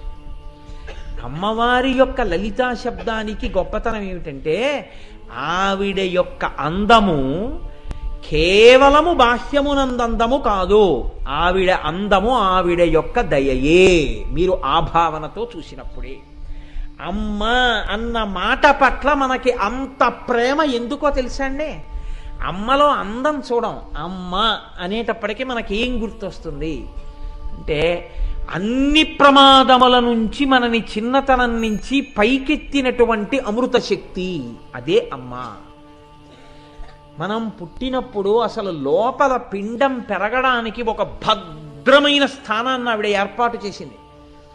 పిండాలన్నీ బయట పెరగాలి అని ఈశ్వరుడు ఏదో శాసనం చేశాడు అనుకోండి, ఎవడింటి కిటికీలో ఆ పిండం పెరుగుతుంది అని ఈశ్వరుడు సంకల్పం చేశాడు అనుకోండి. నేను ఇలా అన్నానని కాదు, మీరు ఆలోచించండి. అసలు చాలామంది మీ లోకంలో ఉండవు, ఎందుకంటే చీమలో పురుగులో పక్షులో ఏవో ఒకటి తినేస్తాయి. కానీ తన కడుపులో పెట్టుకుని అమ్మ తన కడుపుని గర్భాలయం చేసి మనని పెంచింది. అమ్మ తాను మృత్యు సదృశమైనటువంటి బాధను అనుభవించి తాను మనని ప్రసవించింది. అమ్మ తన రక్తాన్ని పాలగా మార్చి మనకి పట్టింది. మనం చెయ్యకూడని రీతిలో అల్లరి చేస్తే అమ్మ దాన్ని క్షమించింది. ఏదైనా ఒప్పుకుంటుంది. మంగళసూత్రం పట్టుకుంటే ఏ స్త్రీ ఒప్పుకోదు. మన ఆటలన్నీ చిన్నతనంలో అమ్మ మంగళసూత్రం పట్టుకుని, అయినా అమ్మ శుతిమెత్తగా మన వేళ్ళు విడిపించింది తప్ప మంగళసూత్రం పట్టుకుంటావా అని చేయి తిప్పిలేదు. మనం మలమూత్రాలు విసర్జించుకొని మంచంలో పడుకుని ఉంటే మడిబట్టని కూడా చూడకుండా ఆవిడ తన పవిట కొంగుతో వీలైతే మన శరీరాన్ని శుభ్రం చేసింది. మనం నోట్లో కూడా మలాన్ని పెట్టుకుంటే ఆ తల్లి నోరు కడిగి ఆ నోరు వాసన చూసి ఇంకా ఎక్కడైనా ఉండిపోయిందేమో అని మన నోరంతా పవిట కొంగుతో శుభ్రం చేసింది. చెవిలోకి చీమ వెళ్ళి మనం ఏడుస్తుంటే పుల్ల కోసం చూడకుండా వెంటనే పవిట కొంగుని తిరిపెట్టి కళ్ళంబట నీళ్లు పెట్టుకుని నోట్లో పెట్టి ఆ తడితో ఉన్నటువంటి తిరిమి చెవిలో పెట్టి చీమని పైకి తీసిందమ్మ. అమ్మ అవడానికి, అమ్మతనం చూపించడానికి ట్రైనింగ్ క్లాసులు ప్రపంచంలో లేవు. ఎంత నిర్దయతో కూడిన వ్యక్తి అయినా అయి ఉండొచ్చు, అంతకుముందు ఏ దయా తెలిసి ఉండకపోవచ్చు, ఏమీ తెలిసి ఉండకపోవచ్చు. నిద్ర 7 గంటలైతే తప్ప లేవకుండా అమ్మాయి దగ్గర ఉన్నప్పుడు పడుకునేటటువంటి పిల్ల, తన క్యారేజీ తాను సర్దుకోని పిల్ల, రేపు నీకు పిల్లలు పుడితే ఎలాగే అని తల్లి తండ్రి అడిగితే అబ్బా అవన్నీ ఎందుకు లేదురు అనే పిల్ల, తనకొక్క పసిపిల్లవాడు పుట్టేటప్పటికీ తాను తనకిష్టమైనా సరే, ఇంతకుముందు సన్నటి జల్లు వస్తుంటే బయటికి వెళ్ళి తడవడం ఎంత సరదాయో ఆ పిల్లకి. ఇప్పుడు ఆ పిల్లకి ఎవరు చెప్పక్కర్లేదు, ఆ పిల్ల బయటికి వెళ్ళి తడవదు. ఏమే కిటికీలోంచి చూస్తున్నావు, బయటికి వెళ్ళటం లేదే అంటే వీడికి పడిశం పడుతుందేమో అని భయం అమ్మా అంటే. ఇలా నువ్వు బయటికి వెళ్ళకు అని ఎవరైనా ముందు ట్రైనింగ్ ఇచ్చారా? దానికి ఏమైనా కాలేజెస్ ఉన్నాయా? ఉండవు. మహానుభావుడు అదేంటి బసవేశ్వర పురాణంలో అంటాడు, మొగ్గ లోపల పువ్వు యొక్క తావిదాగినట్టు ప్రతి ఆడదానిలో అమ్మవారు మాతృమూర్తిగా దాక్కునుంది. ఆ మాతృమూర్తిగా అమ్మవారు లోపల వికసనాన్ని పొందకపోతే ఈ సృష్టి లేదు. కాబట్టి అమ్మ అన్నం పెట్టింది, పెట్టడంలో రోగం దేని వల్ల వస్తోందో అని పెట్టలేదు. ఏది తింటే రోగం తగ్గుతుందో అది బతిమాలి బామాలి కథలు చెప్పి పెట్టింది. అమ్మ తాను తినవలసిన పదార్థాన్ని పిల్లవాడికి అనారోగ్యం చేస్తుందేమోనని తినడం మానేసింది. మానేసి వాడికి పనికొస్తుంది, వాడికి పడిశం తగ్గుతుంది అనుకుంటే తనకి ఇష్టం లేకపోయినా ఉసిరికాయ పచ్చడి తింది. పాల వలన పిల్లవాడికి పడిశం తగ్గుతుందని పిల్లవాడికి వచ్చిన అనారోగ్యం కోసం తను పచ్చం చేసింది. ఇప్పుడు మీరు ఆలోచించండి, మీరు ఏ స్థితిలో ఉండనివ్వండి, అమ్మ అన్న మాట వినపడగానే, అందుకే తండ్రి అంటే భయం ఉన్న వాళ్ళు ఉంటారు, అమ్మ అంటే మాకు భయము అన్నవాళ్ళు లోకంలో ఉండరు. అందుకే లోకంలో ఒక నానుడి ఉంది, అమ్మ కోపం తాటాకు మంట. అమ్మ కోపం తాటాకు బుట్ట మండినట్టు ఉంటుందండి, అది ఎందుకు పనికిరాదు ఆ కోపం. ఆవిడ తిట్టుకోవడం, పిల్లల్ని తిట్టడమే. 5 నిమిషాలు అవుతుంది, అమ్మ క్యారేజీ పెట్టేశావా అని వస్తుంది పిల్ల. తండ్రి కొంచెం కోపంగా చూసి 4 మాటలు అన్నాడు అనుకోండి, గుడ్ల నీరు కుక్కుని, అమ్మ ఎందుకు చెప్పేశావు అమ్మ నాన్నగారికి, చూసావా ఎలా అన్నారో కాలేజీకి వెళ్ళే ముందు, ఇంకా నేను ఇవాళ పరీక్ష రాసినట్టే అంటాడు. తండ్రి అన్న మాటకి బిడ్డ బాధపడుతుంది, తల్లి అన్న మాట లెక్క పెట్టదు. ఎందుకంటే అమ్మ యొక్క ప్రేమ అటువంటిది. అసలు ఆ ప్రేమ పిల్లలు ఎంత కటువుగా ప్రవర్తించనివ్వండి, అమ్మ అంత ఆశీర్వచనం చేస్తూనే ఉంటుంది. గొడ్డలి పట్టుకొచ్చి చందనపు చెట్టుని నరుకుతుంటే చందనపు చెట్టు సువాసనని ఇస్తూనే ఉంటుంది. ఉడికిపోతున్న అన్నం తినడానికి తేలికైనటువంటి రీతిలో మెత్త పడిపోతూనే ఉంటుంది. చెరుకు కర్రని పట్టుకుని కత్తితో నరికినా, పంటి మధ్య పెట్టి నలిపినా తీయదనాన్ని స్రవిస్తుంది. అమ్మ అన్న వ్యక్తిని మీరెంత బాధ పెట్టినా ఆశీర్వచనం చేయడమే అమ్మకొస్తుంది. కాబట్టి అమ్మతనం కన్నా భద్రత ఎక్కడుంది? కాబట్టి అమ్మ అన్న మాట ఎక్కడుందో అక్కడ శోభ ఉంది. శోభ ఎక్కడ ఉందో అక్కడ శుభం ఉంది. శోభ శుభం. అమ్మ అన్న మాట ఎక్కడ ఉందో అక్కడ భగం ఉంది. భగము అంటే అద్భుతం. ఈ భగములోంచి భాగ్యం ఉంది. ఈ భాగ్యములోంచి సౌభాగ్యం ఉంది కదండి. ఆ భగము భాగ్యం అయింది. అమ్మే లేకపోతే భాగ్యం ఏదండి? తండ్రిని మించిన గురువు లేడు, తల్లిని మించిన దైవం లేదు. ప్రపంచంలో దరిద్రుడన్నవాడు ఎవడైనా ఉంటే తల్లి లేనివాడు ఒక్కడే దరిద్రుడు. ఎన్ని ఉన్నా తల్లి లేనివాడు దరిద్రుడే. ఏవీ లేకపోయినా తల్లి ఉన్నవాడు భాగ్యవంతుడే. ఎంతమంది ఉన్నా, ఎన్ని పుస్తకాలున్నా తండ్రి లేనివాడు గురువుని పొందడంలో కొంచెం ఈశ్వరానుగ్రహం పోగొట్టుకున్నవాడే. ఎంత స్వతహాగా పాండిత్యం ఉన్నా తండ్రి యొక్క చేరువు కూడా దొరికి ఉంటే వాణ్ణి మించినటువంటి శిష్యుడిగా అదృష్టాన్ని పొందినవాడు వేరొకడు లోకంలో ఉండేవాడు కాడు. కాబట్టే అమ్మ అంటే అమ్మే. కాబట్టి ఇప్పుడు ఆ అమ్మలోంచే భగం వచ్చింది, అమ్మలోంచి భాగ్యం వచ్చింది, అమ్మలోంచి సౌభాగ్యం వచ్చింది, అమ్మలోంచే అన్నీ వచ్చాయి. ఇక్కడ లోకంలోనైనా అంతే. ఒక ఆడదాని సౌభాగ్యం నిలబడాలంటే అమ్మ వల్లే నిలబడాలి. ఒక ఇంట్లో భాగ్యం రావాలంటే అమ్మ వల్లే రావాలి. ఒక ఇంటికి తోరణం కట్టాలంటే అమ్మ వల్ల రావాలి. ఒకళ్ళకి వచ్చిన వ్యాధి పోవాలంటే అమ్మ వల్ల పోవాలి. ఒక ఇల్లు సంతోషంగా ఉండాలంటే అమ్మ వల్ల ఉండాలి. ఆర్తితో పిలవగానే పలకాలంటే అమ్మ తప్ప వేరొక దైవం లేదు. ఈ మాట నేనంటే నేను ఇంకొక దైవ స్వరూపాన్ని కించపరిచినట్లు ఎంత మాత్రం కాదు. అమ్మ అన్న రూపంతో ఉన్న దైవం తర్వాతే ఏ రూపమైనా. లౌకికమైన అమ్మకే ఇంత ప్రేమ ఉంటే ఇన్ని బ్రహ్మాండములను కన్న తల్లికి ఎంత ప్రేమ ఉంటుంది? మీరు ఆలోచించండి. నా తల్లి నాకు అన్నం పెట్టింది. నా అమ్మ నాకు పెట్టినటువంటి అన్నం నా జీవితంలో నేను ఎన్నడూ మర్చిపోలేను. ఎందుచేత అంటే అది అంత రుచి. అమ్మ వండింది అంటే అందులో రుచి చూడడం తెలియదు.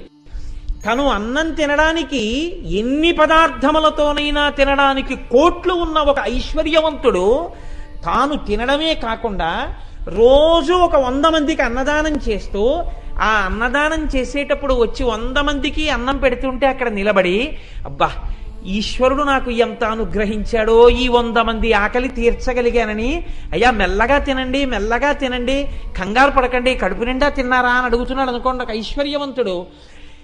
ఈ నిర్భాగ్యులైన 100 మంది దరిద్రులు ఆయన వంక చూసంటారు, మహారాజా ఎంత మంచివాడివయ్యా, 100 ఏళ్ళు బతకవయ్యా నాయన, నువ్వు తినగలిగినా మాకు పెట్టడమే కాకుండా కడుపు నిండా తినండి బాబు, మెల్లిగా తిన్నారా, మెల్లిగా తిన్నారా, తొందరపడకండి, తొందరగా తినకండి, పదార్థాలు బాగున్నాయా, కావాలంటే ఇంకొంచెం వేసుకోండి అని అంత ప్రేమగా అడిగావా తండ్రి, నువ్వు 100 ఏళ్ళు బతకవయ్యా, నీ వంశం వర్ధిల్లాలయ్యా అంటారు.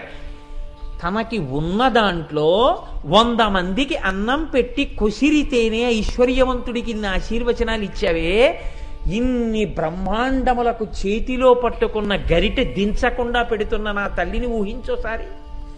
ఉభౌ దర్వీ కుంభౌ మణిగణక సంభావిత గుణౌ దధానా పాణిభ్యామృతర సంృష్ణాన్న కలితౌ కళాఢ్యా కళ్యాణీ కలిత తదనా శ్రీగిరసి శిరసస్యసౌ భ్రామర్యంబా రచయితుమదిష్టార్థ విభవం.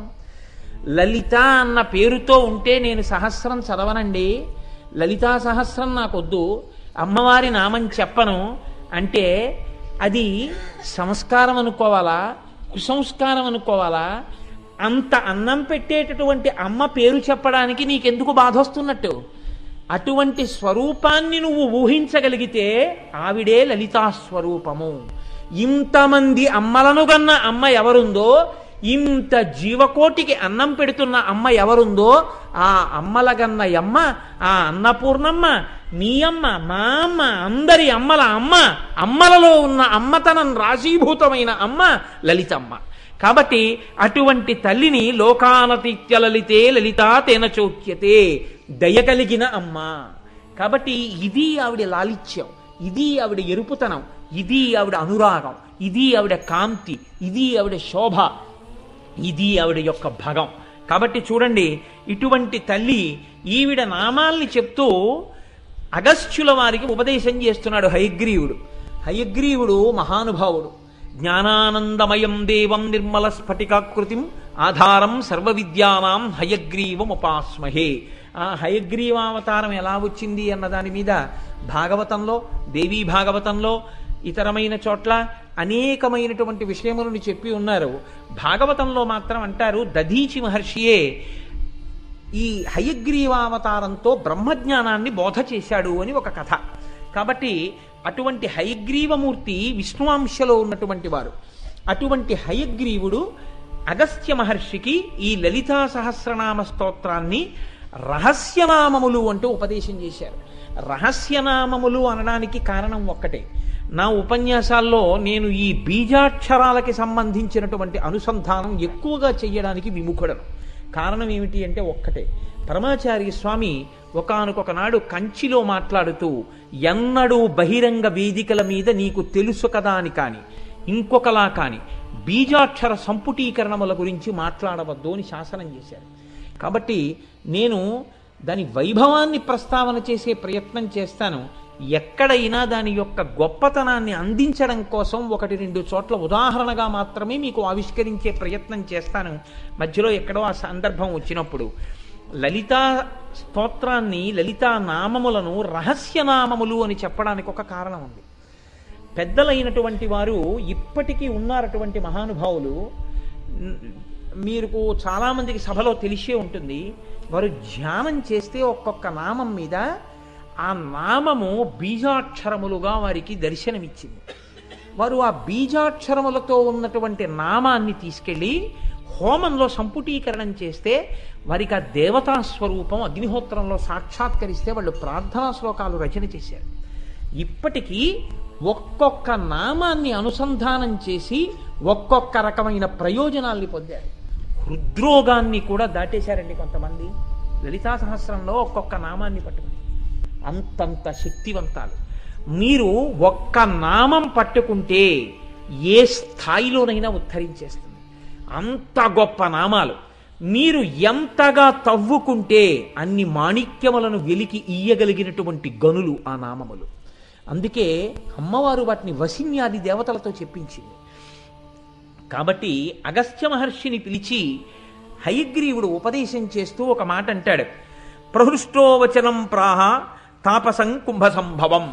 కుంభసంభవం అని పిలిచాడు. కుంభసంభవ అని. కుంభసంభవ అని ఎందుకు పిలిచాడంటే, మనం ఊపిరిని పీలుస్తాం. ఊపిరిని పీల్చడాన్ని పూరకము అంటారు, విడిచిపెట్టడాన్ని రేచకము అంటారు. మనకి పీల్చడం విడవడం తెలుసు, కానీ ఈ వాయువుని లోపల నిలబెట్టడం మనకి చేత కాదు. మహాత్ములైనటువంటి వారు వాయువుని కుంభిస్తారు. ఆ కుంభించడం గురుముఖత తెలుసుకుంటారు, తెలుసుకుని కుంభింపజేస్తారు. వారు అప్పుడు వెంటనే మనసుని తమ అదుపులోకి తెచ్చుకుని అంతర్ముఖులైపోతారు.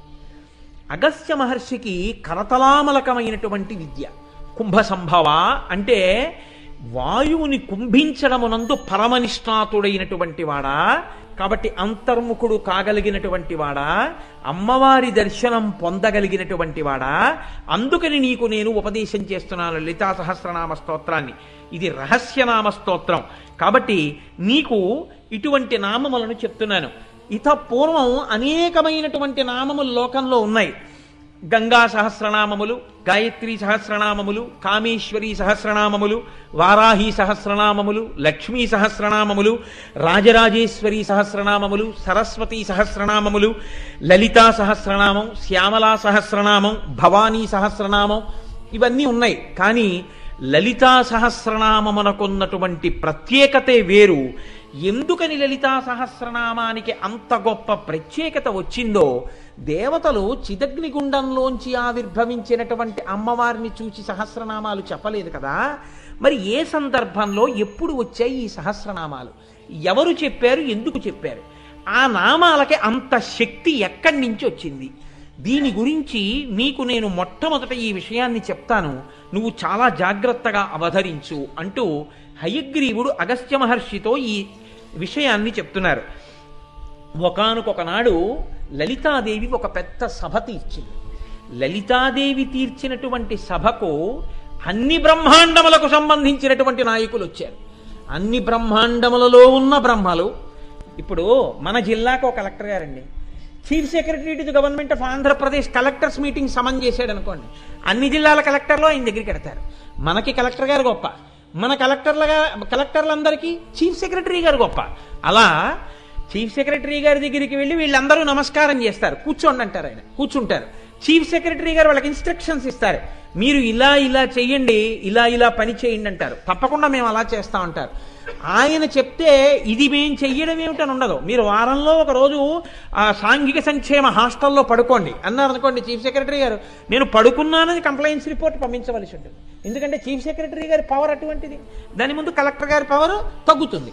కలెక్టర్ గారి దగ్గరికి మనం వెడితే చీఫ్ సెక్రటరీ గారి దగ్గర నించున్నట్టు మా దగ్గర నించోండి అని మనం అనకూడదు, మనం ఆయన దగ్గర నించోవాలి. అలాగే ఒక్కొక్క బ్రహ్మాండమనందు ఒక బ్రహ్మ, ఒక విష్ణువు, ఒక రుద్రుడు ఉంటారు. కానీ ఇన్ని బ్రహ్మాండములలో ఉన్నటువంటి త్రిమూర్తులు లలితా సభయందు అమ్మవారి ముందు బిడ్డలు.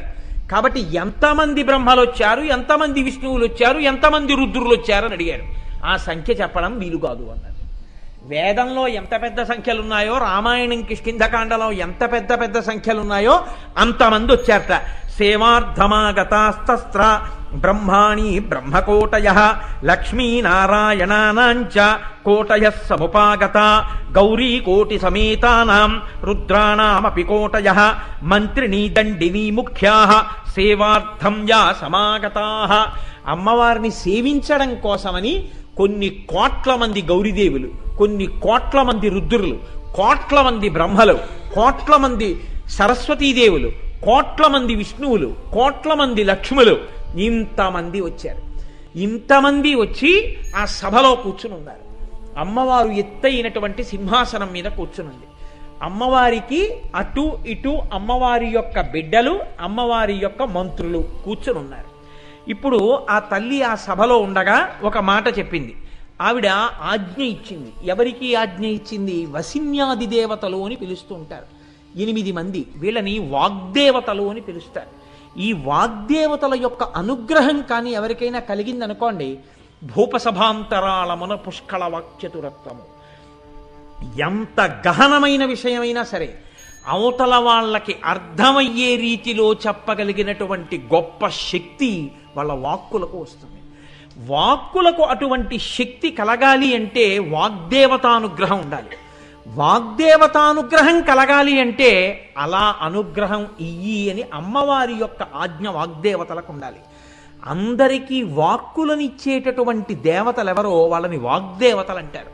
ఆ దేవతల పేర్లు ప్రతిరోజు విన్నా, ఇంట్లో పిల్లలతో ఒకసారి చిన్న పిల్లలతో చెప్పించిన వాళ్ళకి వాగ్దేవతల యొక్క అనుగ్రహం కలుగుతుంది. వాళ్ళు అమ్మవారి చుట్టూ ఉంటారు ఎప్పుడు. ఆ యనమండుగురే అరుణాదేవి, కామేశ్వరీదేవి, కౌళినీదేవి, జయినీదేవి, మోదినీదేవి, నళినీదేవి, విమలాదేవి, సర్వేశ్వరీదేవి. ఈ యనమండుగురులో వసిని అన్న పేరుతో ఉన్న దేవతని అనుసంధానం చేస్తూ వసిన్యాది దేవతలు అని పిలుస్తూ ఉంటారు. ఈ యనమండుగురు వాగ్దేవతలు. వీళ్ళ అనుగ్రహం కలిగిందా, అమ్మవారు ఇలా కనుసౌజ్ఞ చేసిందనుకోండి, వాళ్ళు వెంటనే అమ్మవారి యొక్క కనుసౌజ్ఞని అందుకని గొప్పగా మాట్లాడగలిగినటువంటి శక్తిని అవతల వారికి అనుగ్రహిస్తారు. అందుకే ఆయనకి వాగ్దేవతానుగ్రహం అండి అంటుంటారు. అటువంటి వాగ్దేవతానుగ్రహాన్ని అమ్మవారి అనుగ్రహంగా భక్తులకు ప్రసరింపచేస్తారు ఆ తల్లులు. ఈ యనమండుగురి వంక అమ్మవారు చూసింది. చూసి వాళ్లతో అమ్మవారు ఒక మాట అంది. వాగ్దేవతలు మాట్లాడితేనే అంత గొప్పగా ఉంటే, వాగ్దేవతానుగ్రహం పొందినవాడు మాట్లాడితేనే అంత గొప్పగా ఉంటే, యనమండుగురులో ఒకరు మాట్లాడితేనే అంత గొప్పగా ఉంటే, యనమండుగురు ఎవరి కనుసౌజ్ఞని బట్టి మాట్లాడే అనుగ్రహం ఇస్తారో అటువంటి యనమండుగురు నిండు సభలో తమ వంకే చూసి అమ్మవారు వాళ్లతో మాట్లాడుతుంటే వాళ్ళు ఎంత ఆనందంతో ఉంటారు మీరు ఆలోచించండి. అమ్మవారు ఈ యనమండుగురితో మాట్లాడుతోంది అంటే ఇప్పుడు అమ్మవారి మాట ఎంత గొప్పగా ఉంటుంది. ఈ మాటతో లలితా సహస్రనామ స్తోత్ర ఆవిర్భావమునకు నేపథ్యం పడుతుంది. అమ్మవారి మాటతో మొదలు. అందుకే అది విన్నంత మాత్రం చేత తల్లి అనుగ్రహం కలుగుతుంది. ఎందుకని? వాగ్దేవతలతో అమ్మవారు మాట్లాడిన మాటలు అందులో ఉన్నాయి కనుక.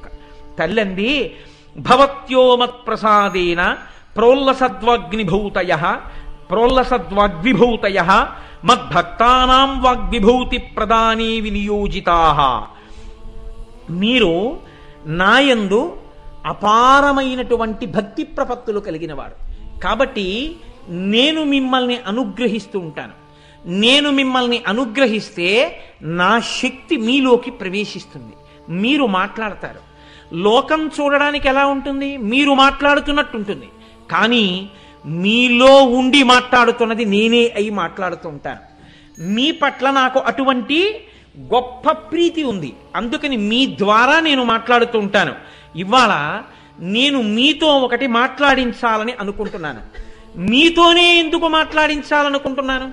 ఇక్కడ మీరు ఒక విషయం గమనించవలసి ఉంటుంది. అందుకే పెద్దలు అమ్మవారి తత్వాన్ని అమ్మవారి అనుగ్రహంగా అనుభవించినటువంటి పెద్దలు ఉంటారు. వారు అందమైన మాట ఒకటి చెప్తారు. వాగ్దేవతలు వసిన్యాది వాగ్దేవతలు లలితా సహస్రనామ స్తోత్రం చెప్తే ఎవరి అనుగ్రహంతో చెప్పారు? అమ్మవారి అనుగ్రహంతో చెప్పారు. కాబట్టి పరోక్షంగా అది ఎవరు చెప్పినట్టు? అమ్మవారే చెప్పినట్టు. వ్యాసుడు లలితా సహస్రనామ స్తోత్రాన్ని బ్రహ్మాండ పురాణంలోకి తీసుకొచ్చిస్తే ఎవరి అనుగ్రహంతో ఇచ్చినట్టు? అమ్మవారి అనుగ్రహంతో ఇచ్చినట్టు. ఇవాళ మీరు నేను అందరం కలిసి ఒక స్తోత్రం చదివితే ఎవరి అనుగ్రహం ప్రసరించిందని గుర్తు? అమ్మవారి అనుగ్రహం ప్రసరించిందని గుర్తు. లేకపోతే కూర్చోరు, చదవలేరు మీరు. అలాగే శంకరాచార్యులు వారు సౌందర్యలహరి రచన చేస్తే ఎవరి అనుగ్రహం ప్రసరించిందని గుర్తు? అమ్మవారిదే. కాబట్టే శంకరాచార్యులు వారు సౌందర్యలహరంతా చేసి చిట్ట చివరో మాట చెప్పారు. ప్రదీపజ్వాలాభిర్దివసకర నీరాజన విధి సుధాసూతే సంయోపల జలల వైరర్ఘ్యరచన అంటూ, అమ్మా చంద్రకాంత శిలల నుంచి స్రవించేటటువంటి నీటిని తీసుకొచ్చి చంద్రుడికి అర్ఘ్యం ఇస్తే ఎలా ఉంటుందో, అలాగే సముద్రంలో ఉండేటటువంటి నీటిని తీసి సముద్రానికి తర్పణ ఇస్తే ఎలా ఉంటుందో, స్వకీయైరంబోభిస్సలిల నిధి సాహిత్యకరణం, అందులో ఉండే నీళ్లు తీసి సముద్రానికి తర్పణ ఇచ్చాడు. సూర్య భగవానుడికి ఎదురుగుండా ఓ దీపం పెట్టి సూర్యుడికి నీరాజనం ఇచ్చాడు. ఈ మూడు ఎలా ఉంటాయో అలాగే తల్లి నీవు ఇచ్చిన వాక్కులు నాలోకొస్తే నేను చెప్పినటువంటి వాక్కులు నీ గురించి నేను చెప్పానన్నా అలాగే ఉంటుంది. నేను చెప్పడం ఏమిటి? నువ్వు నాలో ఉండి నాతో చెప్పిస్తున్నావు. లేకపోతే నీ చెప్పడం అన్నది ఉంటుందా? అసలు ఉండదు. నువ్వే పలుకుతున్నావు నాలోంచి. కాబట్టి సౌందర్యలహరి నేను పలికానా, నువ్వు పలికావా? నువ్వే పలికావు. వాగ్దేవతానుగ్రహం కలిగింది కాబట్టి పలికాను, లేకపోతే పలకడం ఉంటుందా? ఉండదు. వాగ్దేవతానుగ్రహం కలిగిందంటే ఎందుకు కలిగింది? వాగ్దేవతల పక్క నువ్వు చూసి కనుసైగ చేశావు వాడిలో అనుగ్రహించని. కాబట్టి అనుగ్రహిస్తే పలుకుతోంది ఉపాధి. కాబట్టి నువ్వే నాలోంచి పలుకుతున్నావు అన్నారు శంకరాచార్యుల వారు. ఎందుకు పలికిస్తున్నాను? వసిన్యాది దేవతలతోనే. అమ్మవారు చెప్తోంది వివరణ. ఆవిడంది, మచ్చక్రస్య రహస్యజ్ఞ మమ నామ పరాయణాః మమ స్తోత్ర విధానాయ తస్మాదాజ్ఞాపయామివః. మీరు నాకు సంబంధించినటువంటి శ్రీచక్ర రహస్యాలన్నీ మీకు తెలుసు. నాకు సంబంధించినటువంటి నామముల వెనకాతల ఉన్న రహస్యమంతా మీకు తెలుసు. మీరు నా స్తోత్రమంతా మీరు తెలుసున్నవారు. మీరు నా ఆజ్ఞని అనుసరించి ప్రవర్తించేటటువంటి అపారమైన భక్తి కలిగిన వారు. అంటే ఇప్పుడు అమ్మవారి యొక్క ఉద్దేశ్యం ఏమిటి? ఈ నామములను వీరి చేత పలికించి లోకమునకు అనుగ్రహాన్ని కటాక్షించాలి. ఈ నామములను పలికిన వారికి అనుగ్రహాన్ని ఇవ్వాలి. అందుకని వసిన్యాది దేవతలతో ఈ నామాలు పలికించాలి. శ్రీచక్ర రహస్యాలు తెలియాలి అంటే ఈ నామముల ద్వారా తెలియాలి. తెలుసున్న వసిన్యాది దేవతలతో చెప్పించాలి. చెప్పిస్తే ఈ నామాలలో శ్రీచక్ర రహస్యాలు తెలుస్తాయి. తెలిస్తే శ్రీచక్రార్చన చేయగలుగుతాడు. ఈ నామముల చేత అమ్మవారి స్తోత్ర రహస్యాలు తెలియాలి. అందుకని వసిన్యాది దేవతలతో ఈ స్తోత్రం చెప్పించాలి. శ్రీచక్ర రహస్యం తెలియకపోయినా, స్తోత్ర రహస్యం తెలియకపోయినా, బీజాక్షర రహస్యం తెలియకపోయినా పర్వాలేదు. కనీసం నామం చెప్పడం రావాలి.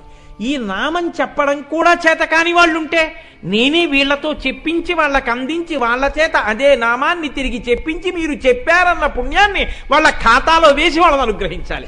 ఈ అనుగ్రహం కోసం ఇవాళ నేను మీతో చెప్పిస్తున్నాను. ఇది పరోక్షమైనటువంటి రహస్యం. కాబట్టి ఓ వసిన్యాది దేవతలారా, మీరిప్పుడు ఒక స్తోత్రాన్ని చెప్పండి. ఈ స్తోత్రం ఎటువంటిదై ఉండాలో తెలుసా? కురుద్ధమంకితం స్తోత్రం మమనామ సహస్రకై ఏన భక్త్యై స్తుతాయామే సద్య ప్రీతి పరాభవేత్.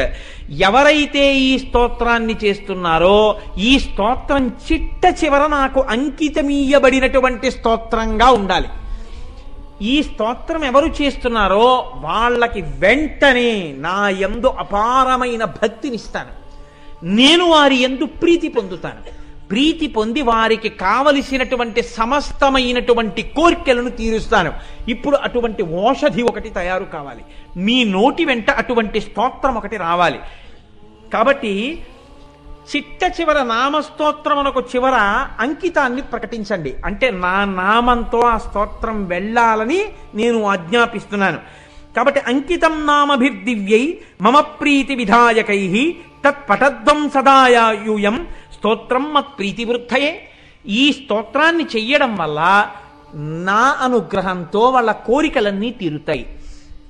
ఇప్పుడు అమ్మవారు తన పేరుతో ఈ స్తోత్రం రావాలని చెప్పింది.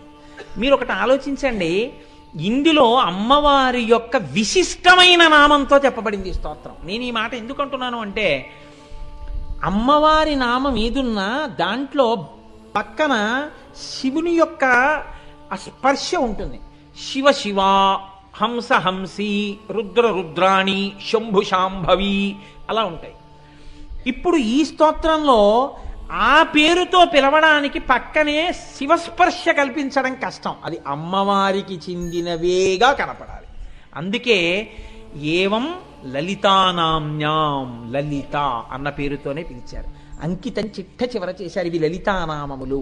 అమ్మ ఎంత గొప్పదైనా పేరుతో మొదలెట్టకూడదు. అమ్మ ఎంతో గొప్పదైపోయిందని అమ్మ ఆ పిల్లవాడు పుట్టినప్పుడు అమ్మ మామూలుగా ఒక గృహిణి పిల్లవాడికి 5వ క్లాసో 6వ క్లాసులోనో పాఠాలు చెప్తున్నప్పుడు వాడితో హోంవర్క్ చేయిస్తూ, ఏమండి ఉత్తినే కూర్చోవడం ఎందుకు, నేను డిగ్రీ కడతానంది అమ్మ. డిగ్రీ కట్టింది. భర్త ప్రోత్సహించాడు. ఆ తరువాత పిల్లవాడు మెల్లిగా ఇంటర్మీడియట్కి వచ్చాడు. అమ్మ చెప్పేది లేదు, కానీ వాడు నిద్రపోకుండా టీ ఫ్లాస్క్ ఎట్టు కూర్చుంటుంది. ఉత్తినే కూర్చోవడం ఎందుకండి, నేను పీజీకి కడతానంది, ఎంఏ కట్టింది. పిల్లవాడు పాస్ అయ్యాడు, అమ్మ పాస్ అయింది. పిల్లవాడు ఇంటర్మీడియట్ పాస్ అయ్యాడు, అమ్మ ఎంఏ పాస్ అయింది. పిల్లవాడు డిగ్రీ ఫస్ట్ ఇయర్ చదువుతున్నాడు, ఎంసెట్కి ప్రిపేర్ అవుతున్నాడు, ఐఐటికి ప్రిపేర్ అవుతున్నాడు. వీడితో సమానంగా నేను ఉత్తినే కూర్చోవడం ఎందుకంటే సివిల్స్కి ప్రిపేర్ అవుతానంది. అమ్మ గ్రూప్ 1కి సెలెక్ట్ అయింది, సివిల్స్కి ప్రిపేర్ అయ్యి. అమ్మకి డైరెక్ట్గా ఆర్డీఓ ఇచ్చారు. పిల్లవాడు ఇంజనీరింగ్లో జాయిన్ అయ్యాడు. వీడు ఒక 5 సంవత్సరాల్లో ఇంజనీర్ అయ్యాడు. ఈలోగా అమ్మకి ఐఏఎస్ కన్ఫర్ చేశారు. ఈ పిల్లవాడు 5 ఏళ్లు చేసి ఒక మిడిల్ లైన్ మేనేజర్ అయ్యాడు. ఈలోగా అమ్మ సీనియర్ ఐఏఎస్ ఆఫీసర్ అయింది. అమ్మ సీనియర్ ఆఫీసర్ అయిపోయి ఇప్పుడు secretary to government of Andhra Pradesh అయింది, ఏదో ఒక డిపార్ట్మెంట్కి. వీడు వెళ్ళి అమ్మ ఛాంబర్లోకి వెళ్ళి అమ్మ గదిలోకి వెళ్ళి అందరూ అధికారులు ఎలా లేచి నిలబడతారో అలా వీడు కూడా అమ్మ దగ్గర నిలబడి, అదేంటి ఓ అగ్రికల్చరల్ సెక్రటరీ గారు మీతో మాట్లాడడానికి వచ్చాను మేడం గారు అన్నాడు అనుకోండి. అమ్మ అంటుంది వెంటనే కళ్ళజోడు తీసి పక్కన పెట్టి, ఏమిట్రా పిచ్చి మాటలో, మేడం ఏమిటి, అంటే అగ్రికల్చరల్ సెక్రటరీ ఏంటి, అలా నువ్వు ఎప్పుడు అనకు, అలా అనకూడదు, తప్పు. నేను ఎప్పుడూ నీకు అమ్మనే, అమ్మ అని పిలు. అమ్మని పట్టుకుని అమ్మ ఎంత గొప్పదైనా మేడం అని కొడుకు అన్నాడు అనుకోండి, అమ్మ చిన్నబుచ్చుకుంటుంది. అందుకే ఆవిడ లలితాదేవియే కావచ్చు. ఆ మాట అనడానికి వసిన్యాది దేవతలు సాహసించలేదు. ముందు శ్రీమాత అమ్మే, బిడ్డలకి అమ్మతనమే. నేను శ్రీమాత అంటూ మొదలెట్టారు, కానీ స్వరూపమే వరిది. ఏవం లలితాదేవ్యాం నాం సహస్రకంజగు.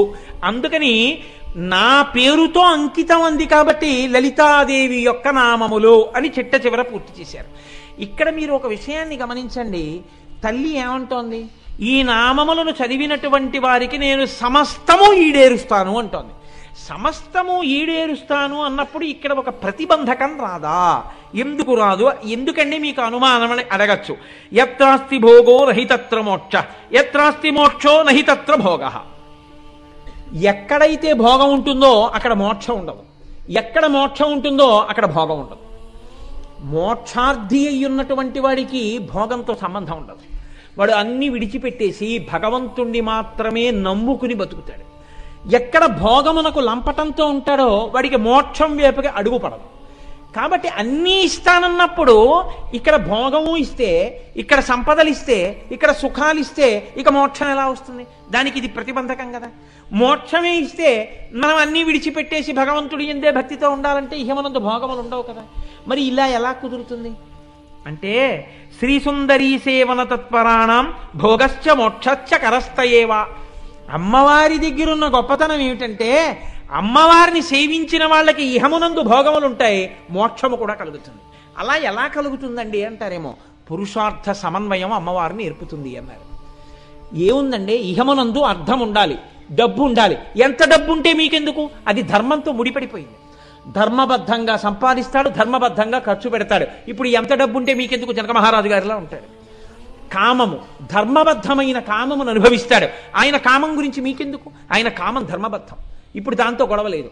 ధర్మబద్ధమైన అర్థము, ధర్మబద్ధమైన కామము దేనికెడతాయి? మోక్షమును కలిపోతాయి. చతుర్విధ పురుషార్థాల్లో మీరు రోజు ధర్మార్థ కామ మోక్ష చతుర్విధ పురుషార్థ ఫల సిద్ధ్యర్థం అని అడుగుతున్నారు కదా. ఇప్పుడు ధర్మముతో అర్థము, ధర్మముతో కామము ముడి పడకపోవడం వల్ల మీరు ఇబ్బంది పడుతున్నారు. ధర్మముతో అర్థాన్ని, ధర్మంతో కామాన్ని అమ్మవారు ముడేస్తారంటోంది నామాలు చదివితే. ఇప్పుడు మీకు బాధ ఏమిటి? సమన్వయం చేసే శక్తి ఆవిడ పుచ్చుకుంది. ఇప్పుడు మీరు ఆవిడ చేతిలో ఉపకరణం అయ్యారు. ఎవడు రోజు లలితా సహస్రనామ స్తోత్రం చదువుకుంటున్నాడో వాడికి ఇహమునందు సమస్త భోగములు కలుగుతాయి. ఆఖరణ హాయిగా మోక్షాన్ని పొందుతాడు. అలా ఎలా పొందుతాడండి? రెండు ఒకదానికొకటి ప్రతిబంధకం కదా. నీకెందుకు ఆ బాధ? అమ్మవారు సమన్వయం చేస్తుంది. ధర్మంతో అర్థాన్ని, కామాన్ని, మోక్షాన్ని పొందుతావు. నీకేమిటి బెంగ? అందుకే లలితా సహస్రనామ స్తోత్రమునందు ఒక గమ్మత్తు ఉంటుంది. మీరు ఎప్పుడైనా గమనించారో లేదో, లలితా సహస్రంలో ఇన్ని ఆవిడ ఎలా ఇవ్వగలదండి? పరబ్రహ్మం కాబట్టి ఇవ్వగలదా? నీకేమిటి బెంగ? ఆవిడ పరబ్రహ్మం కాబట్టి ఆవిడ అన్ని ఇవ్వగలదు. పరబ్రహ్మం అని ఎక్కడుంది? వసిన్యాది దేవతలు చేసినటువంటి స్తోత్రంలో ఉంది. చూడండి, పరబ్రహ్మముని గుర్తుపట్టడానికి ఆవిడ పేర్లు కొన్ని నేను మీకు విజ్ఞాపన చేస్తాను. నిష్కారణ, నిరుపాధి, నిరాశ్రయ, నిర్వికార, నిర్వికల్ప, నిర్భవ, తత్పదలక్ష్యార్థ, ప్రజ్ఞానఘన రూపిణి. ఇవన్నీ ఆవిడ పరబ్రహ్మమని నిరూపించేటటువంటి నామాలు. ఎక్కడైతే పరబ్రహ్మం ఉందో అక్కడ దేవతలు, ఋషులు ఉపాసన చేస్తారు. అందుకే ఆవిడ ఎవరు ఉపాసన చేశారు? వీళ్ళు వాళ్ళు కారు.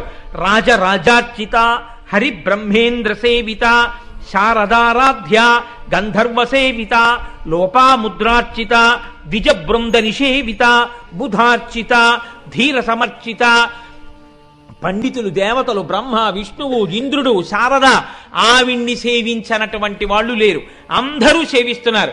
వేదములు ఆవిణ్ణి గాయత్రి అని కీర్తించాయి. ఆవిణ్ణే ఉపనిషత్తులు ఉమా అని కీర్తించాయి. ఆవిణ్ణే పురాణములు ఆ తల్లి లలితాపరాభట్టారిక అని కీర్తించాయి. ఆ తల్లే త్రిపుర సుందరి అని చెప్పి ఆగమాలు కీర్తించాయి.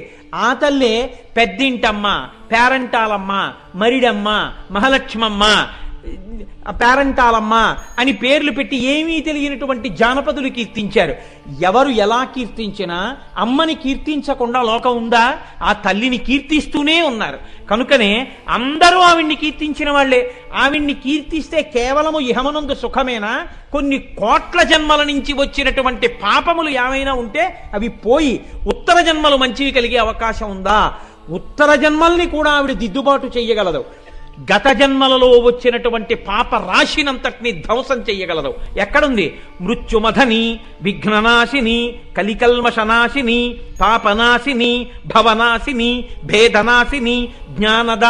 ఇవన్నీ అమ్మవారు ఎన్ని జన్మల నుంచో వచ్చినటువంటి పాపములను కడగగలదు అని నిరూపించగలిగినటువంటి నామాలు. ఆ తల్లి అయితే ఇహమునందు మాకేమి సుఖాలు ఉండవా అండి? లలితా సహస్రనామం చేస్తే ఇక్కడేం భోగాలు ఉండవా? ఉంటాయి. ఎలా ఉంటాయి? సుఖప్రద, సద్గతిప్రద, సౌభాగ్యదాయిని, అనుగ్రహద, వరద, రాజ్యదాయిని, ప్రాణద, సర్వార్థదాత్రి. ఇంకింతకన్నా మీకు రుజువేమిటి? ఇంత గొప్ప నామాలు. ఇప్పుడు ఆ అమ్మతనంలో, ఆ పరబ్రహ్మంలో స్త్రీయా, పురుషుడా, నపుంసకుడా? స్త్రీ అని మీరు అనుకుంటే శ్రీమాత, ఆవిడ పురుషు అనుకుంటే గుణనిధి, ఆవిడ నపుంసకనామం అనుకుంటే పరంజ్యోతి. అందుకే స్త్రీనామాలు, పురుషనామాలు, నపుంసకనామాలు కూడా అందులో ఉంటాయి. పరబ్రహ్మం స్త్రీయా పురుషుడా నపుంసకుడా? స్త్రీ పురుష నపుంసక మూర్తియును కాక, తిర్య కమర నరాది మూర్తియును కాక, కర్మ గుణభేద సరసత్ ప్రకాశి కాక, వెనుక నన్యుయుతానకు విభుతలంతు. ఇది లలితా సహస్రనామ స్తోత్ర వైభవం. అందుకే లలితా సహస్రనామ స్తోత్రంలోంచి మీరు ఎంత కష్టపడైనా సరే ఒక్క అక్షరం పనికి మాలిన అక్షరం ఉంది అని నిరూపిద్దామంటే కుదరదు. అంత గొప్పగా, ఎందుకనేది అమ్మవారి నోటి నుంచి వచ్చినటువంటి స్తోత్రం. మీకు నీళ్లు ఎక్కడైనా దొరకచ్చు, ఈశ్వర పాదోదకం దొరకమంటే దొరుకుతుందా? దొరకదు. మామూలు నీళ్లు తాగేటప్పుడు మీరు చెప్పులతో ఉన్నా గడగడా తాగేస్తారు. మీరు గబగబా దాహం ఆర్తితో ఉంటే నీళ్లు దొరికితే రెండు చేతులతో నీళ్లు పట్టుకుని చేతుల అంచు దగ్గర పెదవులు పెట్టి గుటకలు వేస్తూ తాగేస్తారు. అదే ఈశ్వర పాదోదకం ఇస్తున్నానన్నారు అనుకోండి, దాహం కోసం తాగరు. మీ ఉత్తరీయం తీసి చేతి కింద పెట్టి జాగ్రత్తగా చేతిని చాపి కింద నీటి చుక్క పడకుండా ముమ్మార్లు లోపలికి పుచ్చుకుంటారు. ఎందుకు పుచ్చుకుంటారు? అది సమస్త పాపక్షయకరం. అది భగవంతుడి యొక్క పాదముల నుండి వచ్చినటువంటి తీర్థం, ఆయన శరీరమును కడిగితే వచ్చినటువంటి తీర్థం, ఆయన తాగగా మిగిలిన తీర్థం. అమ్మవారే వసిన్యాది దేవతలలో ప్రవేశించి మనని అనుగ్రహించడం కోసం చెప్పించిన స్తోత్రమైనప్పుడు ఆ స్తోత్రం మీ నోటి వెంట మళ్ళీ పైకొస్తే మీరు అమ్మవారి పాదతీర్థం మీకు వాగ్రూపంగా మారిందా లేదా? ధన్యులు కానని ఎందుకు అనుకుంటున్నారు? ఉత్తరక్షణం ధన్యత పొందడానికి అమ్మ అనుగ్రహించినటువంటి అమృత భాండమే లలితా సహస్రనామ స్తోత్రం. అందుకే లలితా సహస్రనామ స్తోత్రము 182.5 శ్లోకములలో నామములుగా చెప్పబడితే అందులో ఒక గొప్ప గమ్మత్తు చేశారు అన్నారు పెద్దలు. అందులో మళ్ళీ 9 లహరులను నడిపించారు. లావణ్యలహరి, వైభవలహరి, భావనాలహరి, ఆనందలహరి, చైతన్యలహరి, సాలోక్యలహరి, సామీప్యలహరి, సారూప్యలహరి, సాయుజ్యలహరి అని 9 లహరులు. ఒక్కొక్క లహరి 20 శ్లోకాలతో ఉంటుంది ఇంచుమించుగా. 9 20లు 180 శ్లోకాలుగా 9 లహరులు పెడతాయి. ఇందులో లహరి అంటే కెరటం, ప్రవాహం. ఇందులో మీరు మునక వేస్తే అమృతత్వాన్ని పొందుతారు. 9 లహరులతో కూడినటువంటి నామసహస్రం లోకంలో లలితా సహస్రం ఒక్కటే. 9 లహరులు, 9 కెరటాలు అందులో ప్రవహిస్తున్నాయి. అందుకే శతక వ్యాఖ్యానంగా కూడా పెద్దలు చేశారు లలితా సహస్రాన్ని. ఎంతమంది ఎన్ని రకాలుగా లలితా సహస్రనామ స్తోత్ర వ్యాఖ్యానాలు రాసి తరించిపోయారో. జగద్గురువుల యొక్క సన్నిధానంలో వ్యాఖ్యానాలు రాసి సమర్పించి తమ శరీరాలను విడిచిపెట్టేసి తురియాశ్రమంలోకి వెళ్ళిపోయిన మహాపురుషులు ఉన్నారు లోకంలో. అంత గొప్ప నామాలు లలితా సహస్రనామ స్తోత్రం.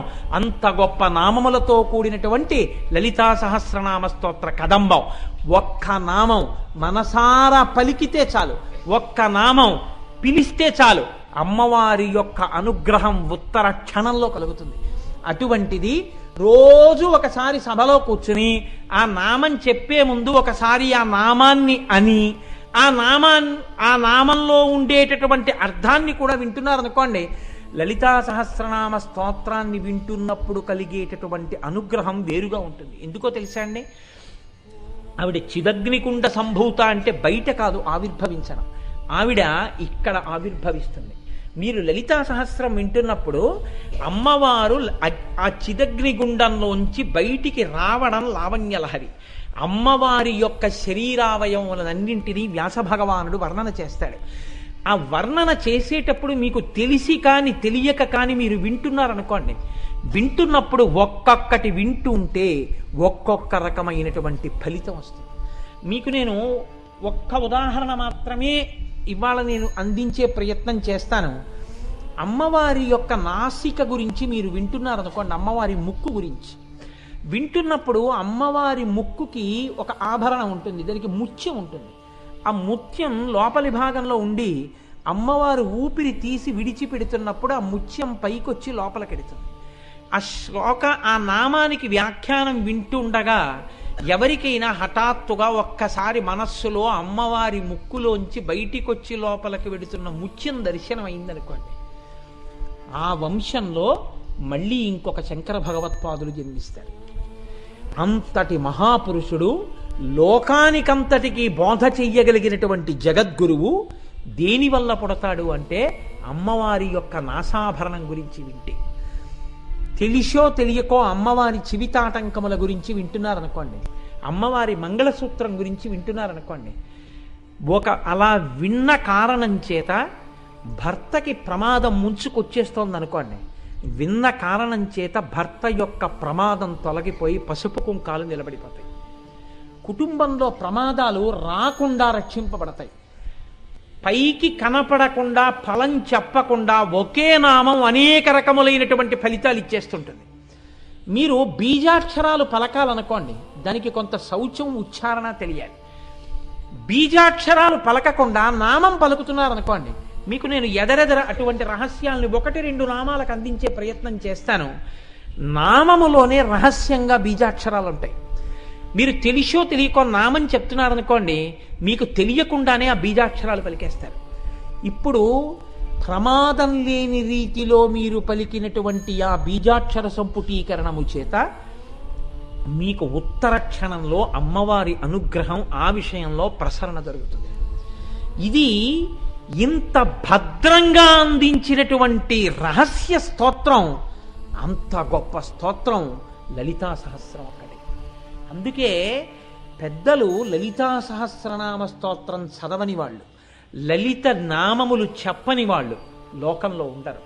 అంత గొప్ప నామములతో కూడుకున్నటువంటి స్తోత్రం అది. మీరు నమ్మండి నమ్మకపోండి, నేను ఒక యథార్థమైనటువంటి విషయాన్ని మీకు విజ్ఞాపన చేస్తున్నాను.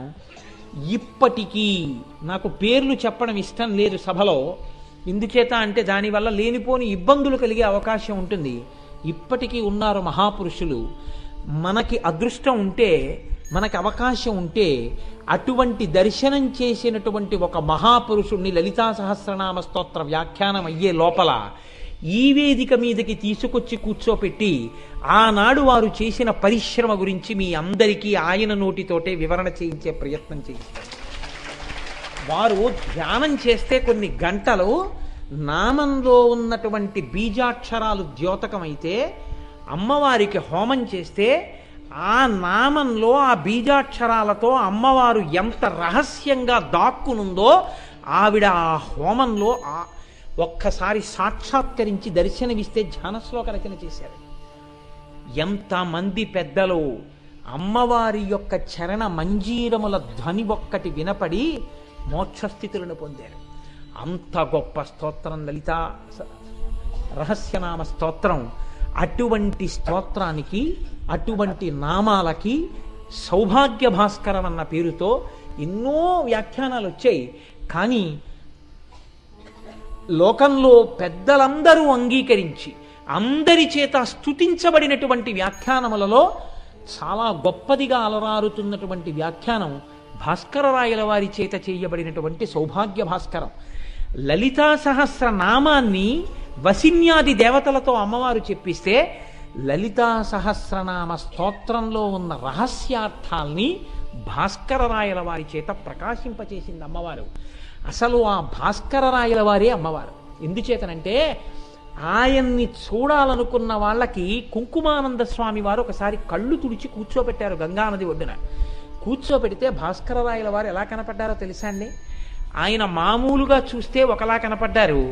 పెద్దలు కళ్ళు తుడిచి కూర్చోపెడితే ఎలా దర్శనమిచ్చారంటే, ఆయన కుడి భుజం మీద లలితాదేవి, ఎడం భుజం మీద శ్యామలాదేవి కూర్చుని దర్శనమిచ్చారు. ఆయన అమ్మవారి అనుగ్రహంతో జన్మించి అమ్మవారి అనుగ్రహంతో వ్యాఖ్యానం చేశారు. ఆయన ఆ భాస్కరరాయల వారు చేసినటువంటి సౌభాగ్య భాస్కరాన్ని నేను ఆధారం చేసుకుని ఆ తల్లి అనుగ్రహించి నా చేత చెప్పించి 4 మాటలు ఆ వ్యాఖ్యానానికి పలికించి నా జన్మ సార్థకత చేసుకోవాలని, మనందరం కలిసి కాకినాడ పట్టణంలో సార్థకత పొందాలని, ఇక్కడ శారదానవరాత్రులు జరిగాయి, రామాయణం జరిగింది, భాగవతం జరిగింది.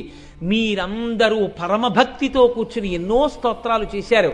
కనుక ఇక్కడ తప్పకుండా అమ్మవారు చెప్పిస్తుందని నమ్మకంతో ఇవాళ ఈ స్తోత్రాన్ని ప్రారంభం చేశాను.